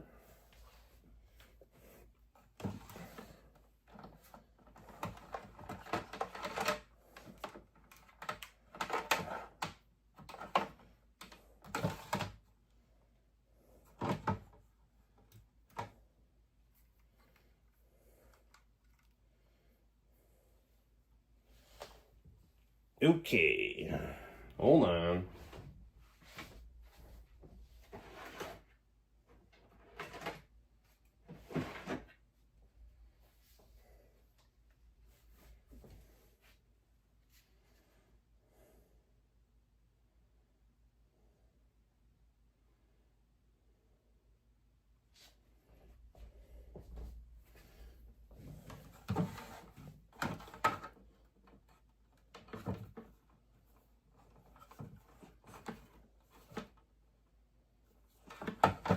What is the Super Console X on? Is it on this one?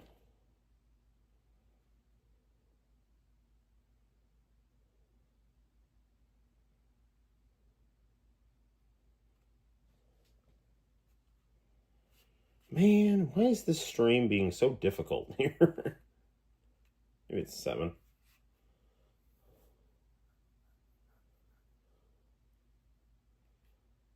No, that's analog.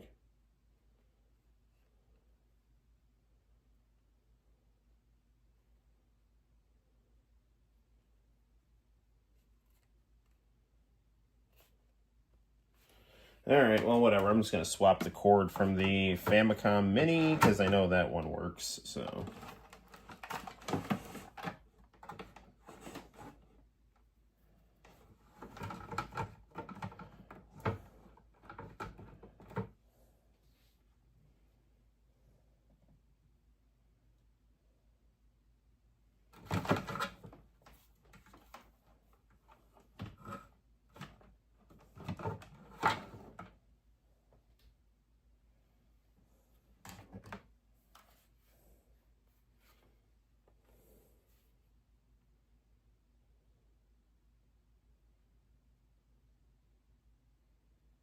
Dude, what is going on?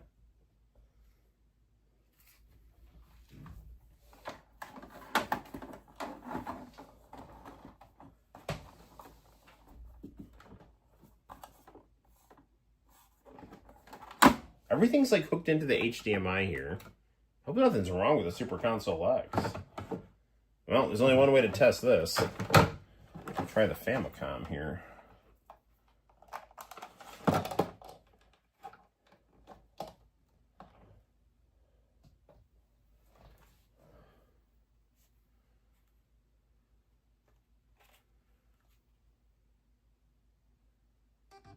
Okay.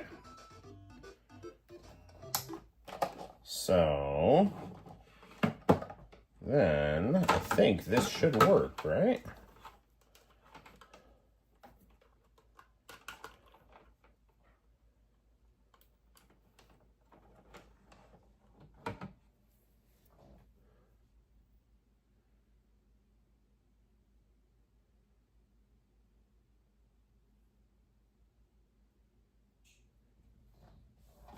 Oh.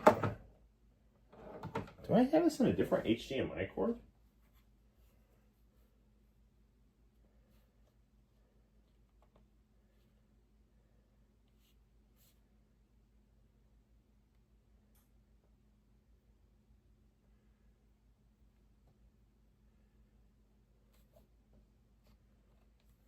All right, well, let's try it with the Famicom cable here.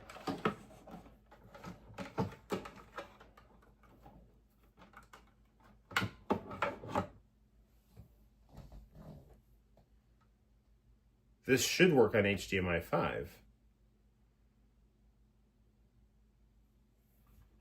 Oh man, I hope nothing's wrong with the Super Console X. I'll have to get a new one.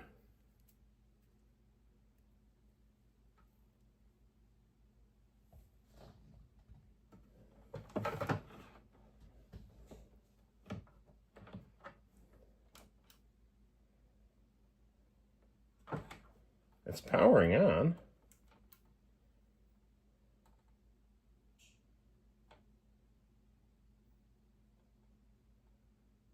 Okay.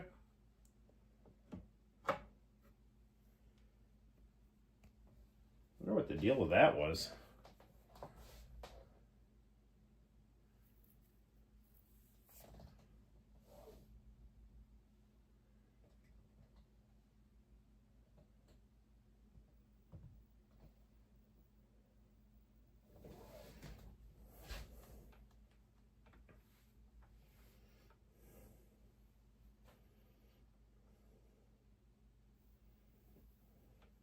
Okay.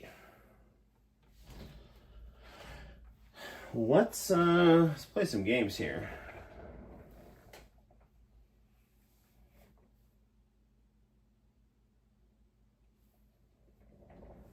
Okay. Doobie-doobie-doo. Sorry, I don't know why I keep having delays in getting these things to work here.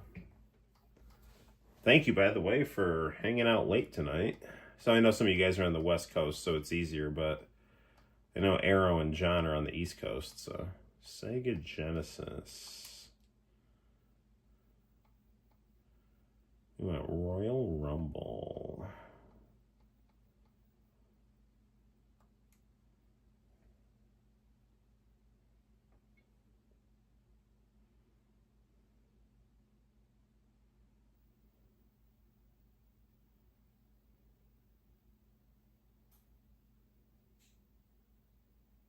Incompatible audio signal. Check the output settings. What?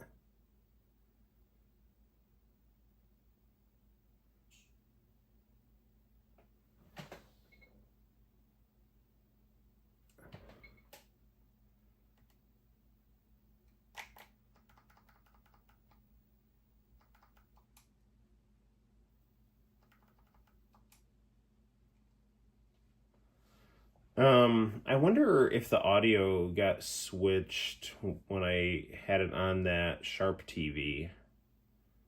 Alright, which one here? MULX settings, audio device, auto.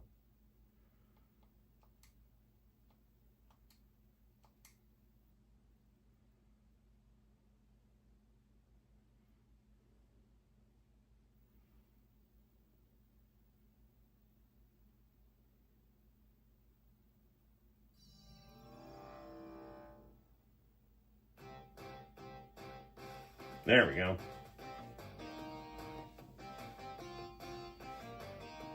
Ah, there's the Hulkster.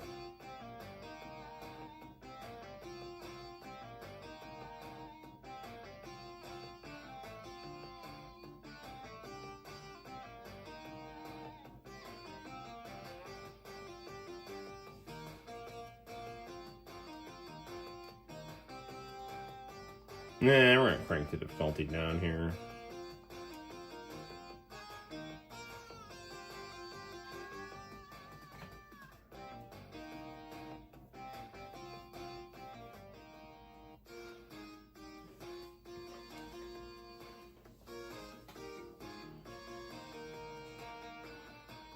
Yeah, we're gonna fight the Undertaker. He's gonna tombstone Hulk and break his neck. Alright, I don't totally know how the buttons are aligned here. Alright. See Heenan and Vince arguing in the background.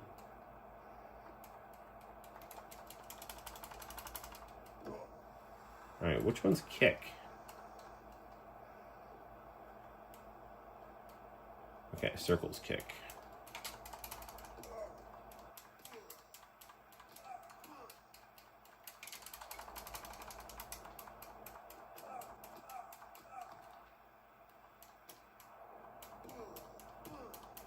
Man, I used to play this game a lot. This was always the better version because it had Hulk, and I just thought the roster was better.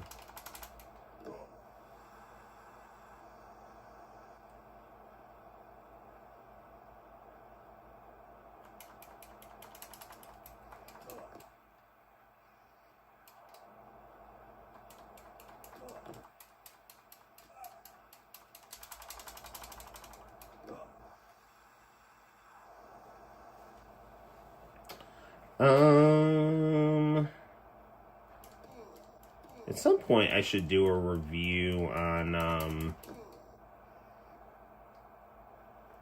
whatchamacallit.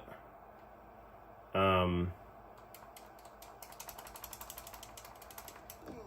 now which one is... Shoot.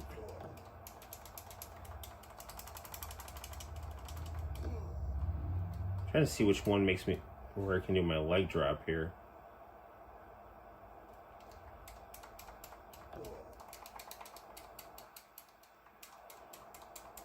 You gotta get him, like, way down, and then, like... I don't... Maybe this only has ABC on it.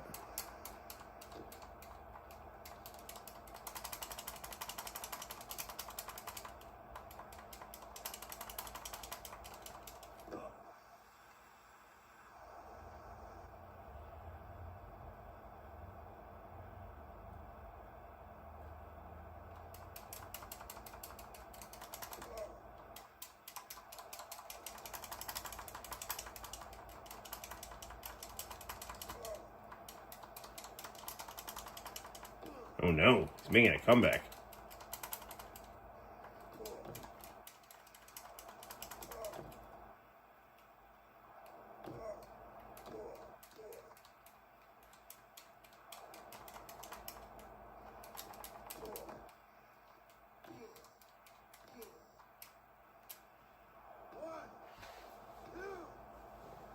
There we go.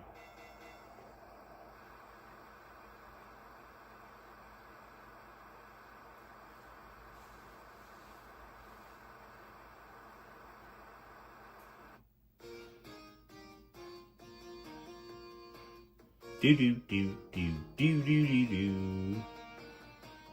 Let's do a Royal Rumble match. Being the one and only Hulk Hogan from Venice Beach, California, as I take on all comers in Royal Rumble madness. If you hurt my friend, then you hurt my pride. I gotta be a man, I can't let it slide. I am a real American. Fight for the rights of every man. I am a real American.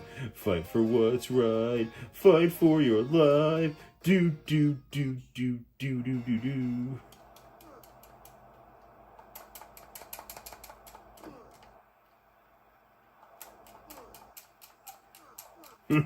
Oh, you bitch. You slut.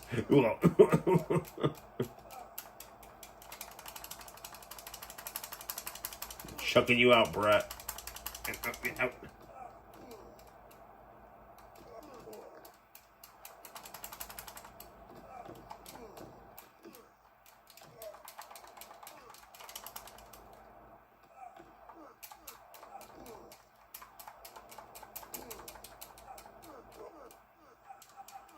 Okay, so for the 3 button instead of the 6 button, looks like you have to hit the. I'm so used to playing this with a 6 button controller. Looks like you have to hit 2 buttons at the same time to do what you can do with like an X, Y, or Z here.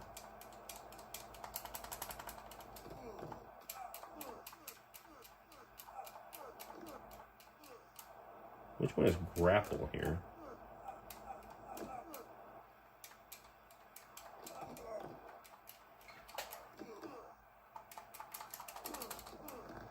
Man, how did he not get thrown out of the ring?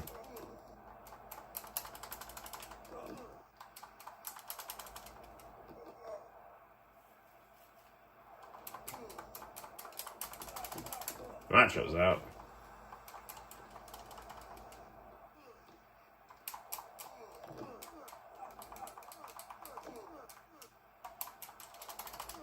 And Brett's going for a ride.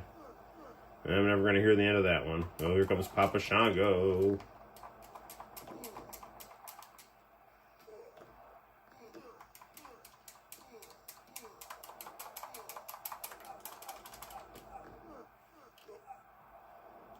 Ooh, IRS is already tired.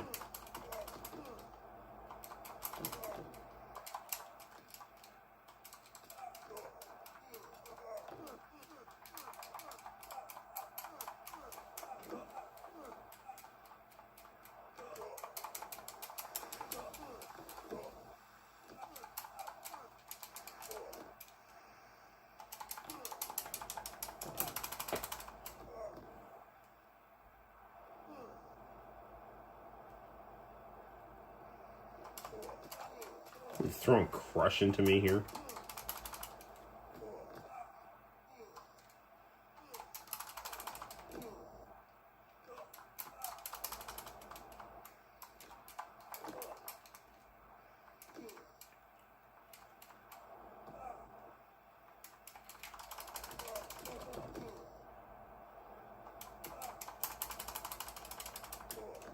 There goes IRS. Native of Syracuse, New York.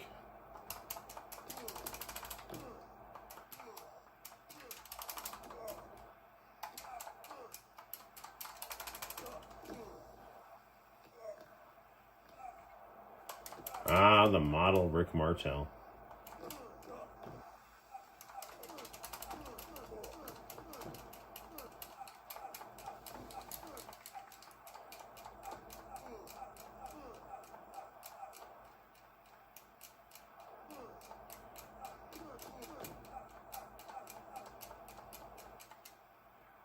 Oh, Sean's getting tired.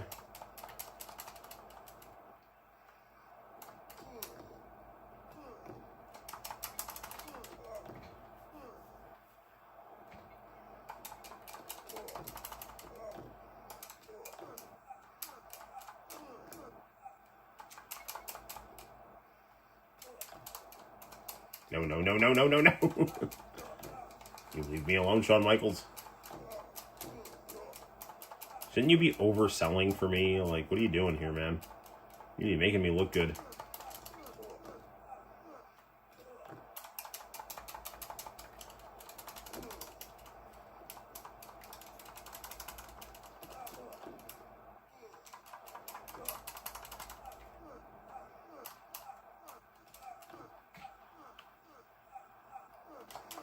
Ah, Martel going for the Boston Crab.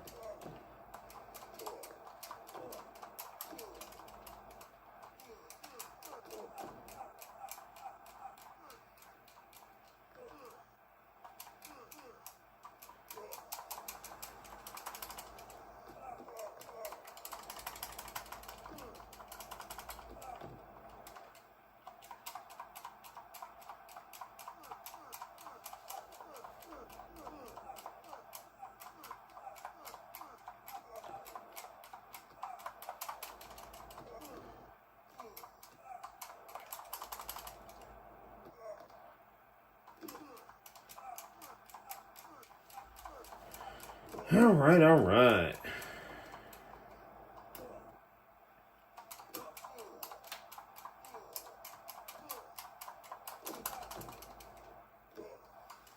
All right, Taker's out. Here comes Razor Ramon. And the narcissist Lex Luger.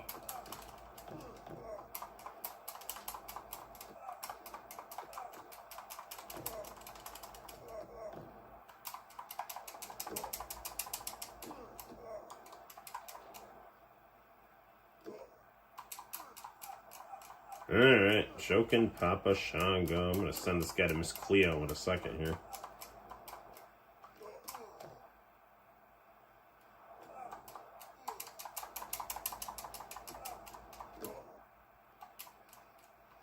You know what's like really funny is like Miss Cleo would try to like sound like legit. It's like, oh, people are racist against me, man. They don't want to. They want me to seem like I'm from the jungle. It's like, you're not Jamaican at all. Your name is not Miss Cleo. What are you talking about? Yeah, I do love me. I love Miss Cleo though. Call me now for your free reading.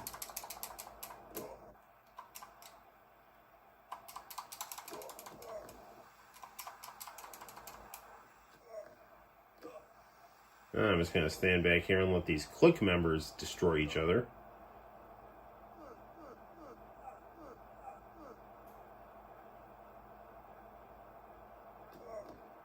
Well,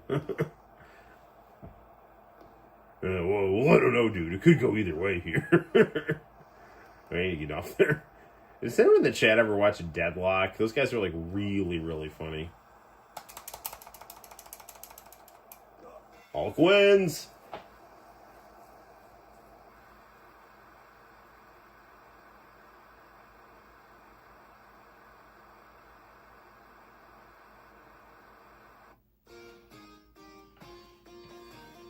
Okay, well, this was thoroughly enjoyable here. All right, now what we're going to do for the final part of the live stream here is we're going to watch a Hulk Hogan infomercial here. So that should be fun. Actually, I want to just try one thing here. I don't know if there's something wrong with the Super Console X or if there's maybe something weird with this cord here. Let me,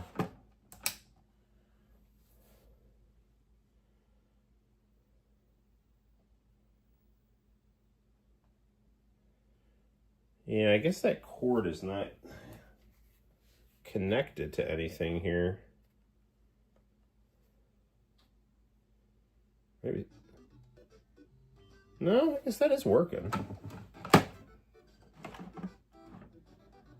All right, I don't. Well, okay. Then.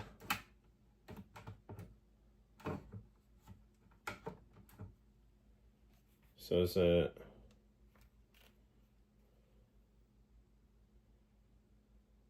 Okay. Well, I just wanted to. I maybe the way I had that cord wasn't going in the console properly. So, well, all's well that ends well. Okay. Let's turn off Super Console X and this TV.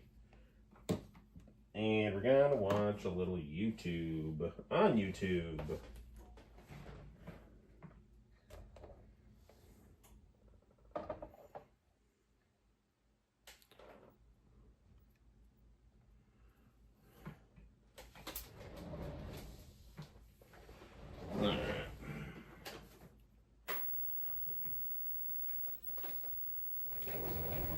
Alright, we're going to get really meta here.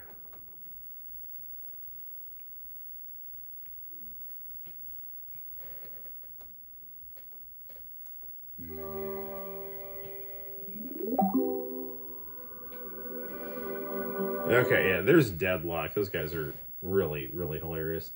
Okay, it is the, what was it called?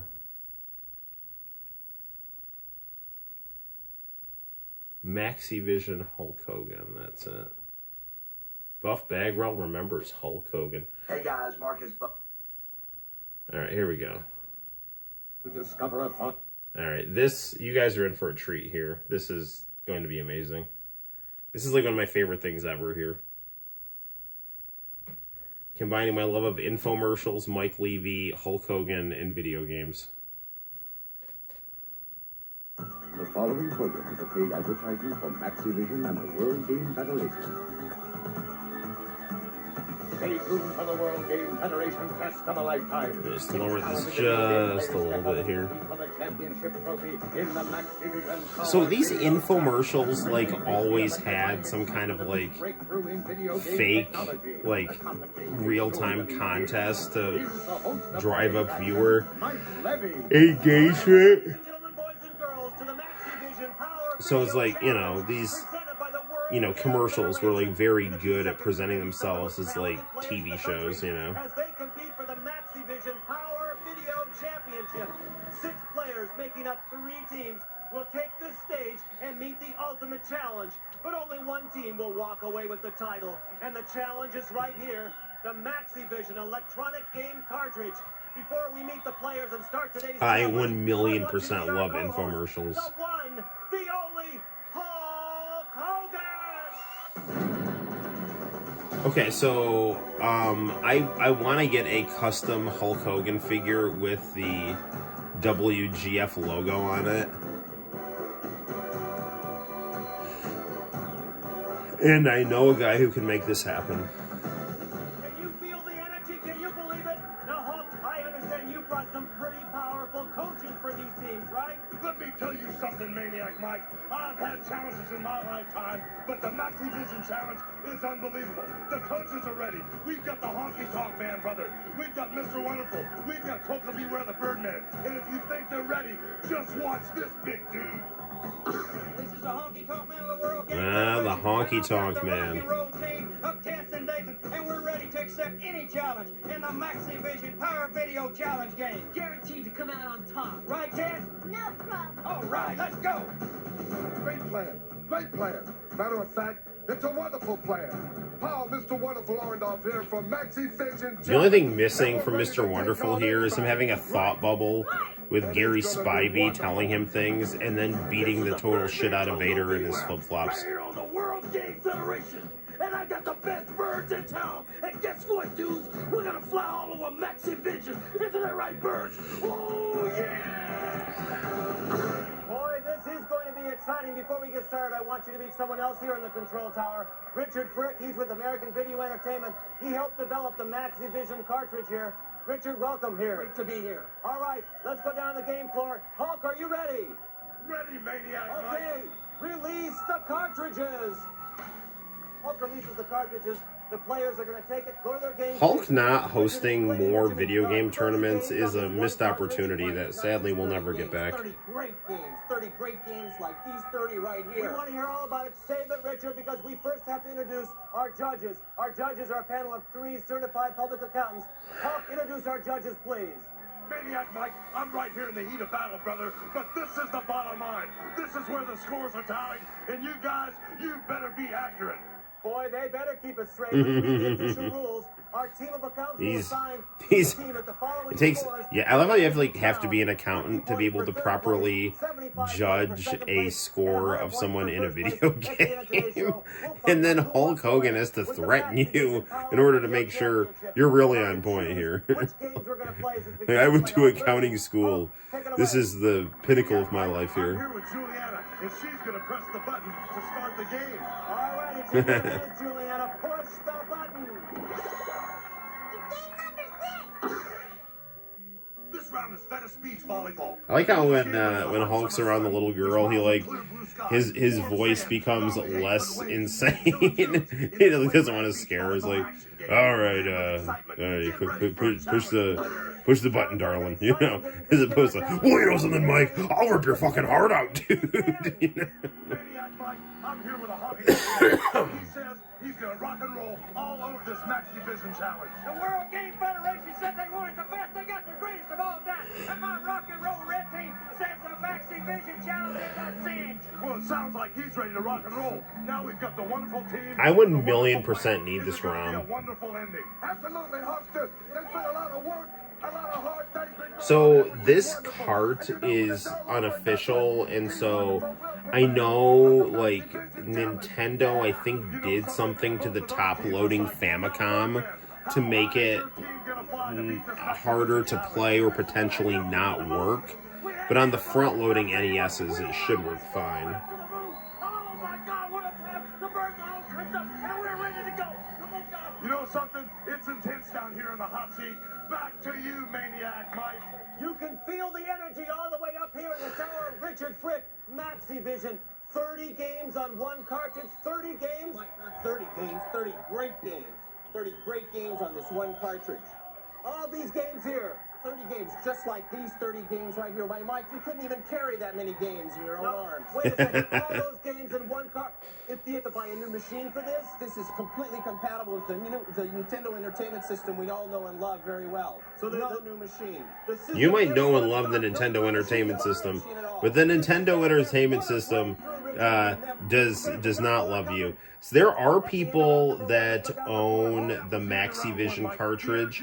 I think I heard this infomercial like hardly played. I think there was, because Nintendo was like really bitching because like, you know, they just don't like they just didn't like multi-carts because they're monopoly bullshit. But you know, I think there were like two different versions of this cartridge. One was 15-in-1 and one was 30-in-1, and this infomercial is for the 30-in-1. Baby boomer. Okay, boomer. Canyons and caves to overcome countless enemies and obstacles. And a surprise ending awaits those accomplished few who can complete the game. Judges are ready. We're ready here in the control tower. Begin round 2. Hulk, take it away. Honky Tonk Man, you rock and rolled that first challenge. Is it going to be the same rock and roll song again? Looks like it's going to be a short trip to Heartbreak Hotel for those other teams. All I got to say is stand back. Baby, watch on drop. Man, the rock and roller is psyched. But Mr. Wonderful came in second place. Wonderful team, wonderful plan. Is that your strategy? Absolutely, Hulkster. You know something? Mr. Wonderful don't take Cali to second place. But you're right. We're going to stick with the game plan. And when it's all over and done with, Team Wonderful will rule. Wow, they're psyched, man. Well, Birdman, Coco Beware, your team didn't even get off the ground. But I'll tell you one thing, Hulkster, don't you worry about it, brother. Because I just talked to my team, and the birds are pumped up. They're pumped up, pumped up, pumped up, pumped up. Well, you know something, Maniac Mike? The energy levels are so high here in the combat zone, anything can happen. Back to you, Maniac. You're absolutely right, Hulk. Anything can happen. Richard Frick, Maxi Vision 30. Anything can and will happen. How do you select it? Mike, this is something that we're very proud of. We have created a menuing system that allows you to select the game very, very quickly. Just cursor around until you find the game you want. Look at the bottom. Look at this space age menuing system. And then press the start button. And all these This will 1,000,000% be a project I will task Retro Zoltan. Retro Zoltan, fetch me the Maxi Vision challenge. On the Nintendo system, and everyone has a machine. All the graphics. All the Richard, more for you later. Hulk, let's see what the judges say about this round. This second round is really crucial. It can affect timing and momentum. How did our teams do, judges?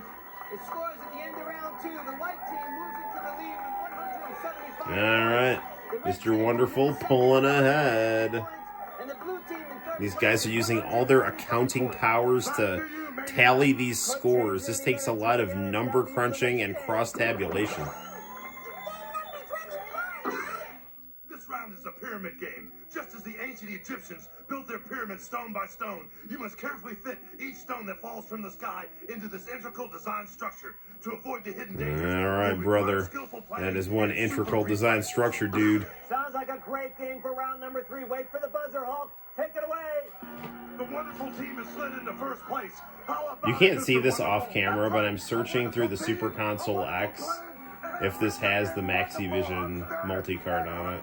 Hey, Coco Beware, get back there. I'm going to be a special referee. I'm gonna kick your ass, Coco Beware. Stop spying on Mr. Wonderful's team, dude. I'm gonna drop the big leg on you, brother.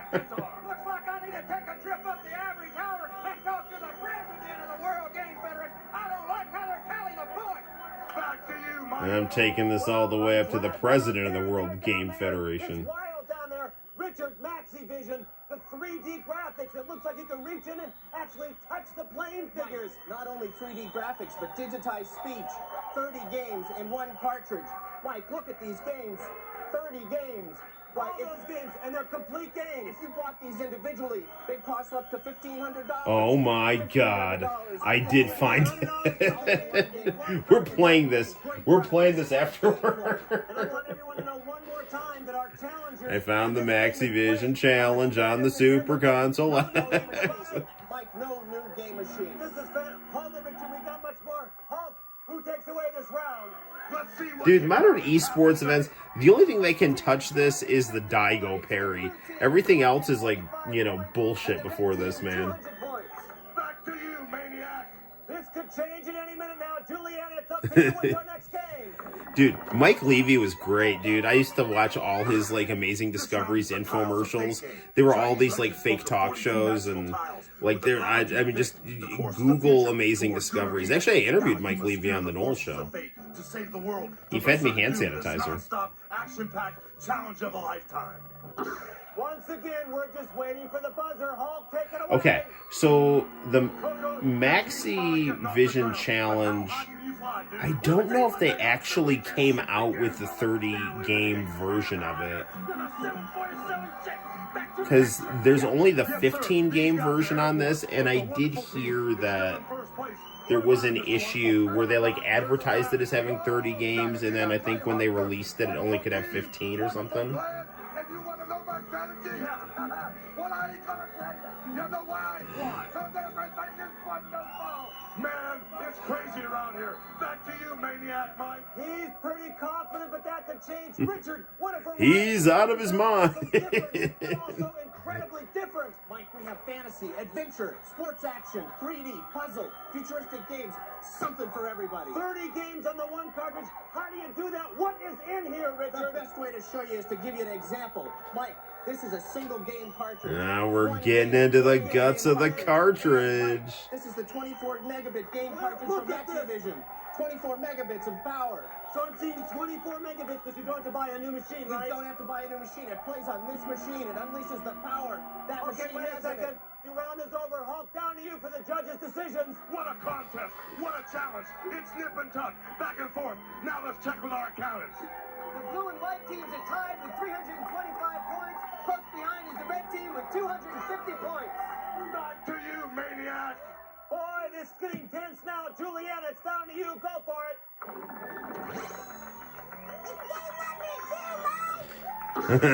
Wally Bear in the No Gang. Grab your skateboard. Oh, we are so playing Wally Bear in the No Gang after this. Graphics and excellent gameplay. Guide Wally Bear as he says no to drugs, climbs city skyscrapers, and sloshes through toxic sewers in a super adventure filled with fast-paced action and excitement. What? Once again, we're ready to I feel like Hulk is randomly like motorboating. Well, you know something, dude. Wally Bear's gonna say no to drugs, dude, and then he's gonna climb a skyscraper for some reason. Gonna find some buxom lady up there and just. Games in one cartridge, 3D graphics. It's all Okay. digitized sound. Hulk was on a hiatus from the WWF. This came out in '92, so this is like right before he comes back in '93, and you know, comes back and you know, wins the belt from like Yokozuna and teams up with Brutus Beefcake and stuff like that. It says at the end of this infomercial that this is not affiliated with Titan Sports. So, like, I don't know if these guys were under contract with the WWF at the time, or they were under contract and Vince just wanted to, like, not have to deal with any of the nonsense of, you know, like, whatever...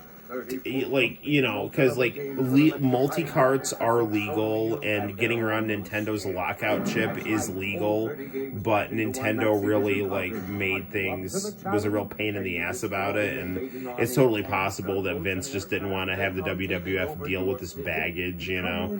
So he's just like, we don't have anything to do with this, and then just, you know, Hulk and his buddies just did this commercial. have the skill to discover a far side dimension and battle evil warriors for total control of the secret Tamarin crystals. But, you know, all these guys end up in WCW in 94. I mean, Honky Tonk Man doesn't last, but he's there. And then Mr. Wonderful's there. No, I don't know if Coco Beware ever went to WCW. You don't need to find more cartridges. Just choose another Maxivision game and become the most radical dude around. Explore tropical islands in search of buried treasures. Develop the magic and wisdom to overcome the dangers of the mystical tiles of fate. Save the Earth from enslavement by robots gone out of control. Take on a friend head-to-head for intense, non-stop sports action. All these challenges Can't wait to play Menace Beach and Sea Bear and the Say No Gang or whatever. You don't have to buy a new game machine because the power's in the cartridge. Over 560 Like, everyone's got a Nintendo. All you need is this cartridge. This would be a $15,000 value. Yours free for 3 easy payments of $50. $1,500 worth of individual games. That's Maxivision. I'm the expert at tough challenges. 30 games, 1 cartridge, what power, intense play, Maxivision. It's incredible, dudes. The Maxivision 30 games in 1 cartridge is yours now for 3 easy payments of only $49.95. I'm pretty sure Hulk has got a red bandana over a yellow bandana. It's incredible, dudes. Listen, that is all the endorsement I need. Remember, Maxivision works on your standard NES game machine because the power's in the cartridge. So call 1-800-652-9200. You'll get thousands and thousands of hours of exciting and challenging play. Only available from Maxivision. Credit card holders only. Please call 1-800-652-9200 now.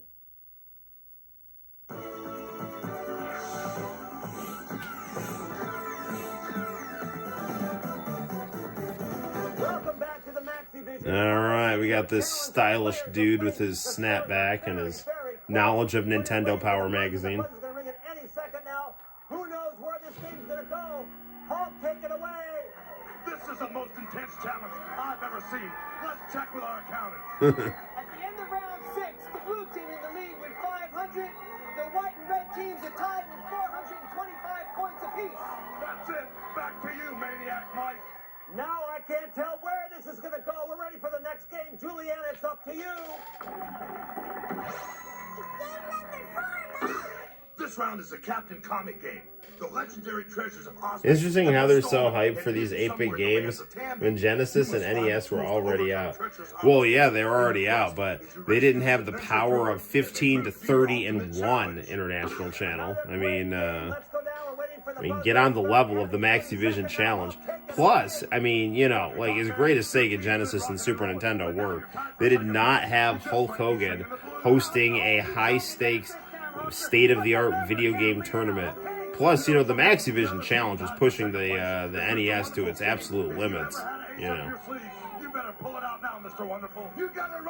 Some of the graphics on these games do look really good, actually. Like, Menace Beach in particular looks pretty good. You know something? Now the man in first place is Coco Beware. You're soaring with the Eagles, man. Warrior!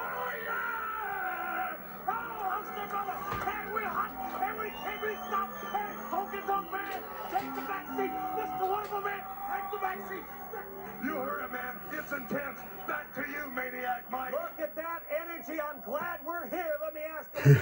I'm glad we're here and not down there in that chaos. Game-playing champ, Michael, who do you think's going to win? The scores are very close. Well, I think Coco's team's going to win. Why is that? Well, because they have the enthusiasm, they've been training, and they're just ready for this tournament. And you need that, don't you? Yeah, that's all you need to be a great game player. There's some quality analysis right there.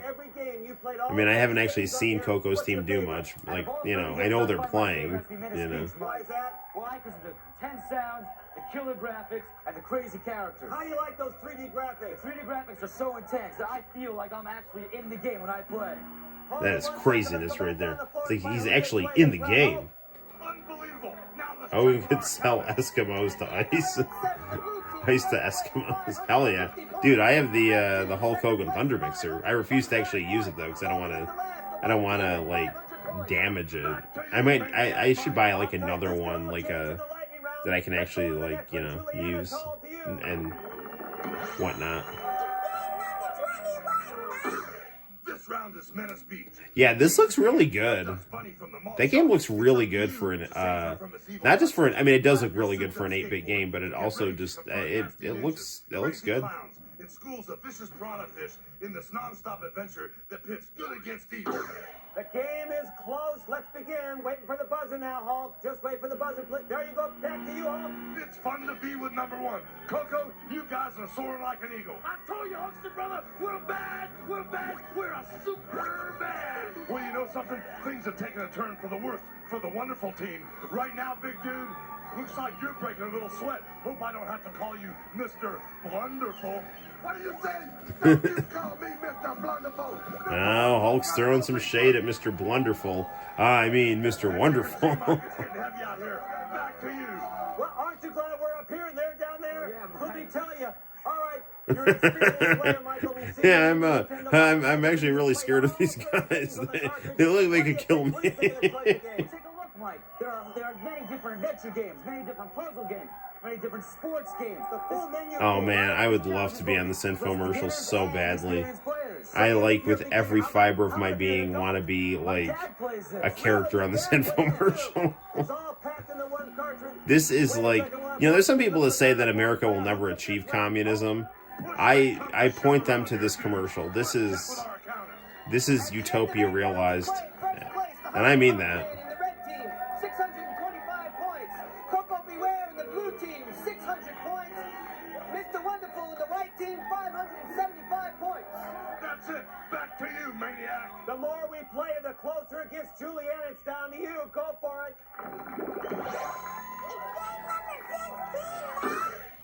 This round is a game called Shockwave. Enter an undiscovered dimension on the far side of our own reality as Earth scientists battle the evil warriors of Raston for control of the Tamarin crystals. The action is fast and furious, and the struggle relentless in this challenging sci-fi thriller. These descriptions of the games are pretty well written here. Hulk, take it away. The competition's really getting tough down here, Mike. I've got problems of my own. I got problems of my own down here too. It's like Chief Wiggum when he's gonna get like sucked into the hot dog machine. Well, the Quickie Mart is getting robbed. I got problems of my own right here. No, this is gonna get worse before it gets better. Imagine being able to buy armloads and armloads of video games all at once. Impossible, right? No. $1,300. You ruined For the me. most exciting cartridge ever available for your standard Nintendo game machine, Maxivision. It's not just another game cartridge. Go ahead, plug it in. Look out. Now you're connected to pure Maxivision. 30 full, complete, multi-level games with electrifying graphics that look so real that they're almost scary. That's right, all 30 games packed into one Maxivision cartridge. Man, they really needed Up the to challenge? put at the bottom of the screen, blue and white men will not jump out of your TV screen. Bent on taking over your Traumatization may not have happened. intergalactic police officer and transport weird wildlife all over the galaxy. Do you have the skill to discover a far-side dimension and battle evil warriors for total control of the secret Tamarin crystals? Do you have enough cunning to exterminate a world full of nasty pests? Can you solve all 24 stages of mind-blowing bubble puzzles and learn the secret of bubble Atlantis? puzzles. Want more? You don't need to find more cartridges. Just choose another Maxivision game and become the most radical dude around. Explore tropical islands. Ah, in search dudes of with buried attitudes. treasures. Develop the magic and wisdom. You just got back from work. Well, we, Diego, welcome back. I am getting very tired, but we are watching Hulk Hogan's Maxivision infomercial, which is a multi-cart for the NES, and the infomercial is hosted by the Amazing Discoveries guy, and it's just like the whole thing is just this very raucous video game tournament where the kids are playing these games, and it's like managed by professional wrestlers. Hulk Hogan is the top floor correspondent, and then there's like other teams with like the Honky Tonk Man and Mr. Wonderful and Coco Beware. So. Intense play, Maxivision. It's incredible, dudes. The Maxivision 30 games in one cartridge is yours now for 3 easy payments of only $49.95. Remember, the power's in the cartridge. Yes, the power is in the cartridge because it is incredible, dudes. 3 simple payments of $49.95. Have your credit card ready and call toll-free 1-800-652-9200. Remember, Maxivision works on your standard NES game machine because the power's in the cartridge. So call 1-800-652-9200. You'll get thousands and thousands of hours of exciting and challenging play. Only available. While you guys are watching this, I'm going to run to the kitchen and grab a quick snack. I shall return. Don't miss a minute of this beauty, though. You all stay tuned. Welcome back to the Maxivision Power Video Challenge. Remember, all the games that you've seen here have been on this one cartridge. 30 games on one cartridge. No new machine to buy. They put the technology in the cartridge. Let's go down the floor. Who knows who's going to win, Hulk? Well, Maniac Mike, as you can tell, these guys are chomping at the bit.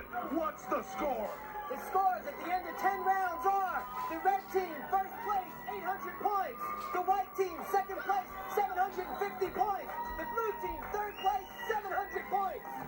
Hulk, as you know, this all could change because now it's time for the exciting lightning round and look at the game that we've chosen. This round is a crazy creatures game. When you signed on as an intergalactic All right. information officer, you figured it was an easy way to make some money. Back just in time for the lightning round. Transporting wave after wave of weird wildlife from all over the universe. I mean, will require quite frankly, I'm just going to say it. skill in this intense action. Who needs a Super Bowl? It's the lightning round. And I say that unironically. Well, Honky Tonk Man, you rock and roll right through this Maxivision challenge. But in the lightning round, anything can happen, dude. Are you going to play the same old tune? It's no holds barred. It's the lightning round. Anything goes, and I'm ready to get the trophy for me. Well, you know something? Honky Tonk may be a little overconfident because Mr. Wonderful has a tremendous game plan. He's in number 2 right now, and with a wonderful plan, anything can happen with this guy. You know something, HULKSTER? We planned it this way. We haven't varied from it at all. We've stuck to it. We've done everything you said. The kids have never forgotten. And Team Wonderful will prevail. Now, the lightning round is unbelievable. Nobody knows what's going to happen here. One thing, the Birdman is in last place, but he can fly. Are you going to soar like an eagle, Birdman? Well, you know, Hudson, you know we're gonna soar like an eagle. And brother, the bird team is gonna win the big one. We don't give up for nobody. The fat lady and song and all, Hudson and all. Well, this is the lightning round. Anything can happen, dudes. Hold, stop everything, stop. It's all down to the judges. It's down to you for the final. Go ahead. Announce the winner. It's down to the The judges. winners of the lightning round and the games are Mr. Wonderful and the white team. Mr. Wonderful pulling it out. Hulk, can you believe that? What a challenge. Congratulations. Hulk, they took the challenge and they really went for it, didn't they? Let me tell you something, Maniac Mike. This Maxivision challenge is the toughest I've ever seen. It's rad. It's unbelievable. And what you gonna do when Maxivision runs wild on you? You got a point there, Hulk. Until next time, I'm Mike Levy, and this has been the Maxivision Power Video Championship. Now you can join the World Game Federation. It's simple. Just send a self-addressed I want that to stamp so WGF, badly. Box 470, Hollywood, California, 90078.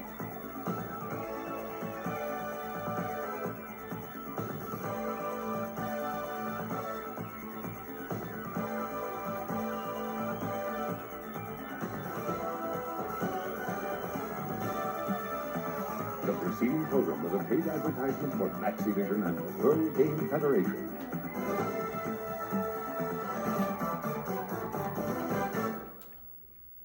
Oh man, that is just the greatest thing ever.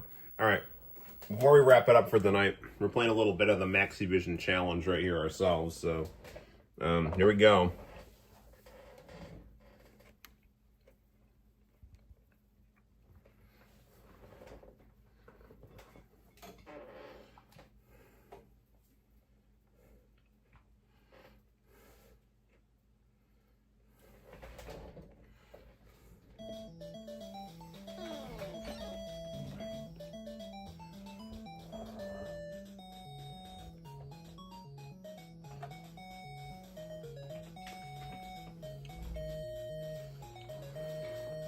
All right. So if you want a cartridge like this one, and you're at a friend's house, you can call this number and get one for yourself.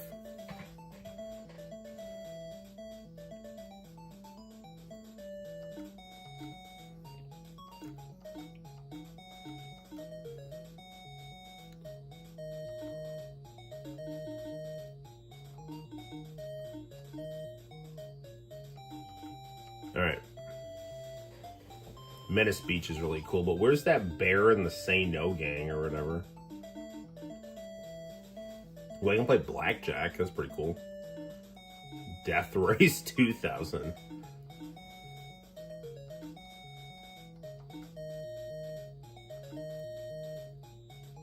Well, I guess that bear in the Say No gang isn't around anymore.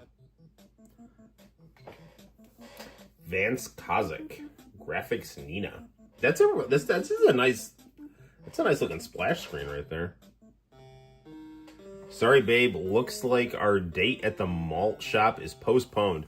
It seems I'm a little tied up at the moment. Please help me out, or you'll see my bad side. You know, I wouldn't really be copping an attitude here, lady. You're asking me to rescue you. Anyway.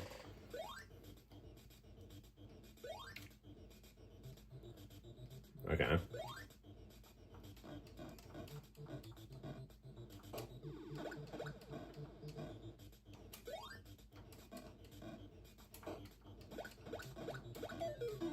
Alright, he's dead. Alright.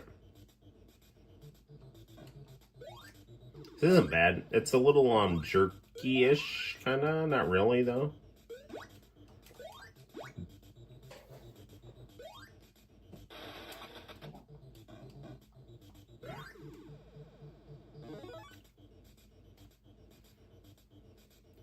Yeah, no, graphics on this are good. The gameplay is not bad. It is, like, mildly jerky, but nothing bad. That's good. I do need an accountant to tally my score, though. I can't tell how many points I have. I mean, maybe 300, maybe something else. I don't know. I can't tell. It's an evil clown here. Do I have to kill all these guys here, or do I just roll past them?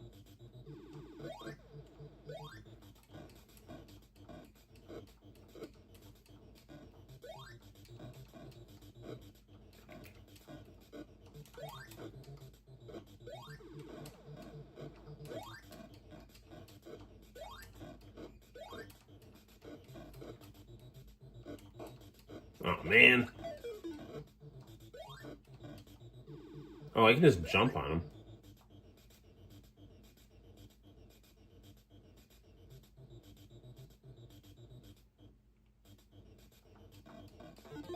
So, like, new level here.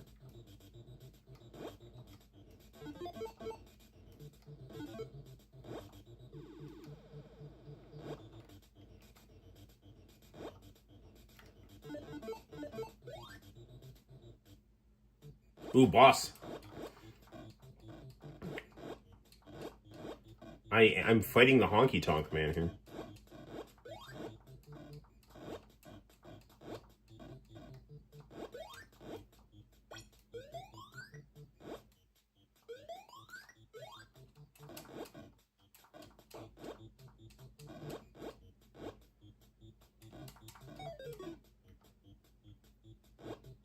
Oh, I beat him. Or did I?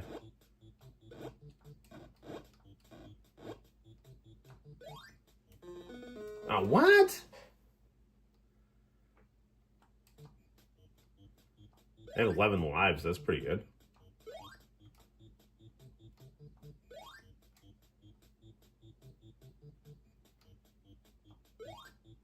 These 3D graphics are insane. I feel like I'm actually in the game.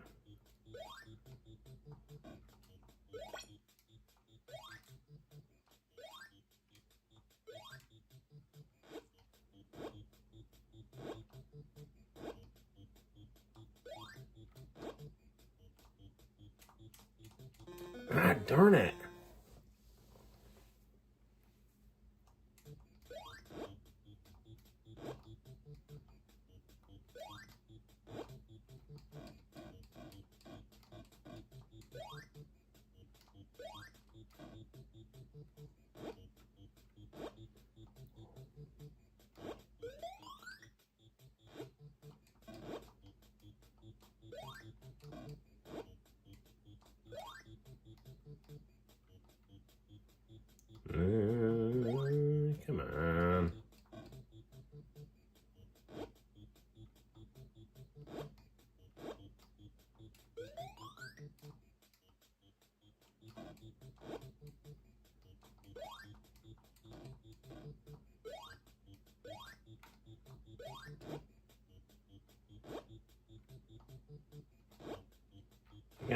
this thing here.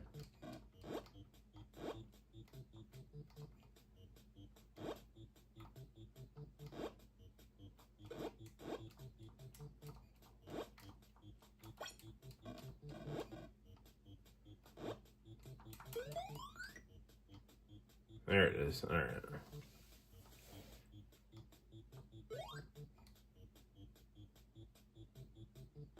Oh man, it respawns?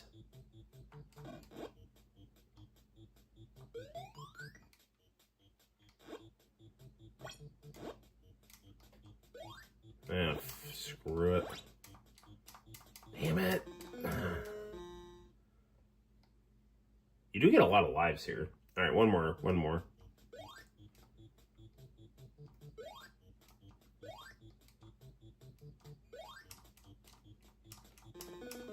Man, how do I get across that?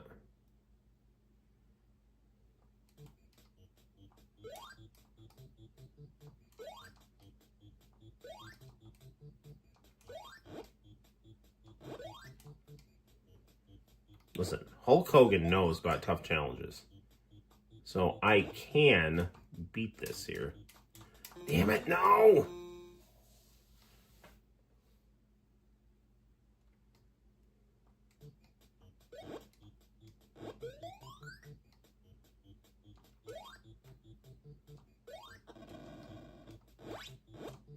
There it is. Freaking Elvis guy, go down!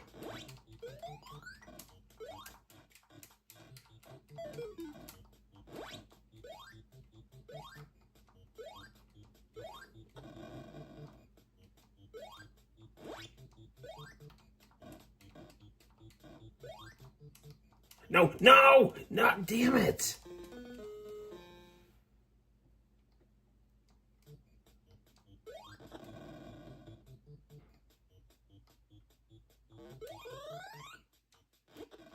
Okay, we have a sumo now. It truly is a Venice Beach. Not to be confused with Venice Beach, where Hulk is from. And Sting. Oh, I died.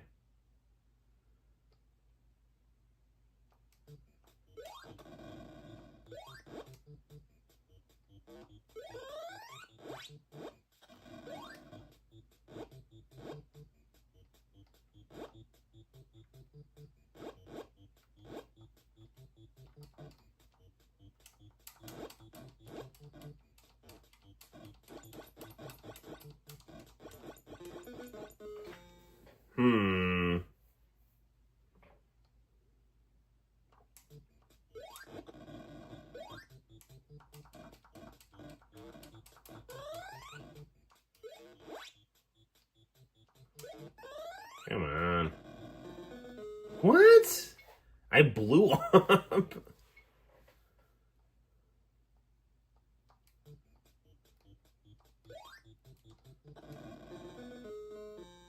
What are these, like, landmines here? This is a pretty, like, gruesome death, too.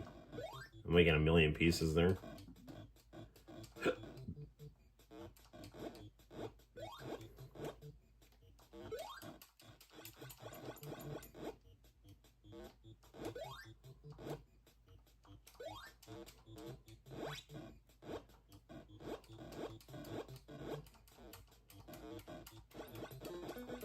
Oh, come on.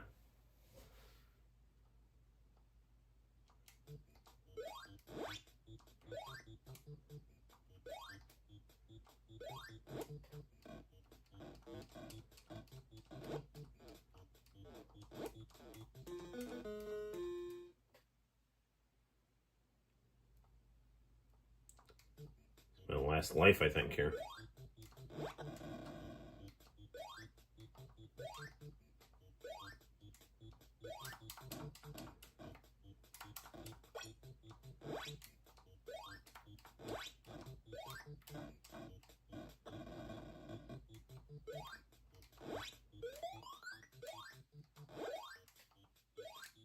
Man, I gotta get that other heart.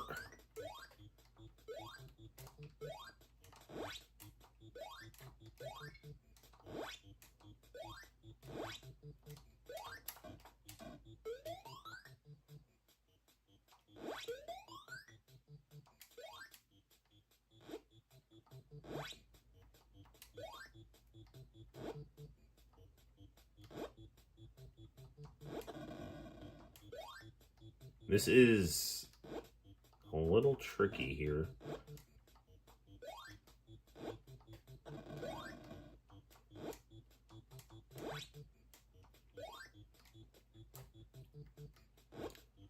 I mean, it's like realistic that the skateboard like has like like extra time on it where it like rolls, but it's just like hard to control here now.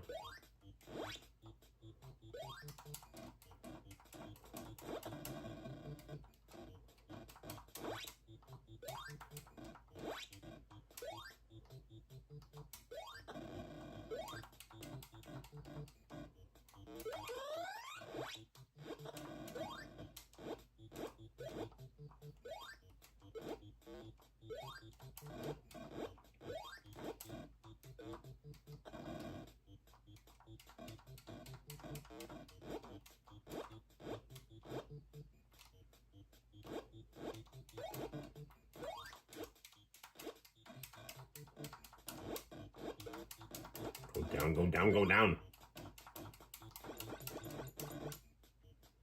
Can I beat this guy or not?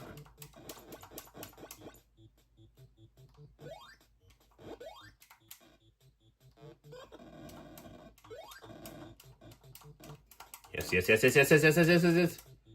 No, no, no, no, no, no, no, no, no, go, don't, ah! Ah! Elvis again? No! Ah, game over. Well, that was interesting. Not too shabby. Alright, well. There we have it. Now my controller just fell.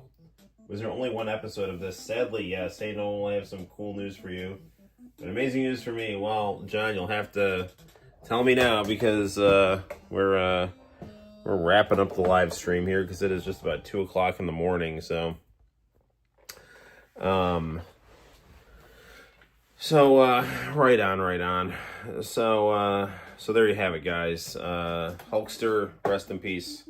You were the best, man. I'm gonna hit some hay and hopefully just have a nice relaxing Friday and weekend. And Blue Jays beat the Tigers 11-4. Go Blue Jays! Very good. I think last I saw the Mets were in first place, so that's pretty good. Guys, I really appreciate your friendship. I love talking to you guys, and especially, like today, now, my favorite, wrestler, like childhood icon died, it's like, it's good to be able to like have people to vent to and, share my thoughts, and hopefully this has been entertaining and enjoyable for you. I really appreciate your friendship. If you want something to pass out to, I have recently uploaded a review and read along to Frank Miller's and Jim Lee's All-Star Batman and Robin. So if you are interested in that, seeing my take on a controversial but beautiful comic book, please check that out and enjoy. I'm gonna hit the old pillow here. Until next time, my name is Noel. You take care, and I will see you guys in the very near future for more fun and excitement on the Noel ComiX YouTube channel. See you soon. Bye-bye.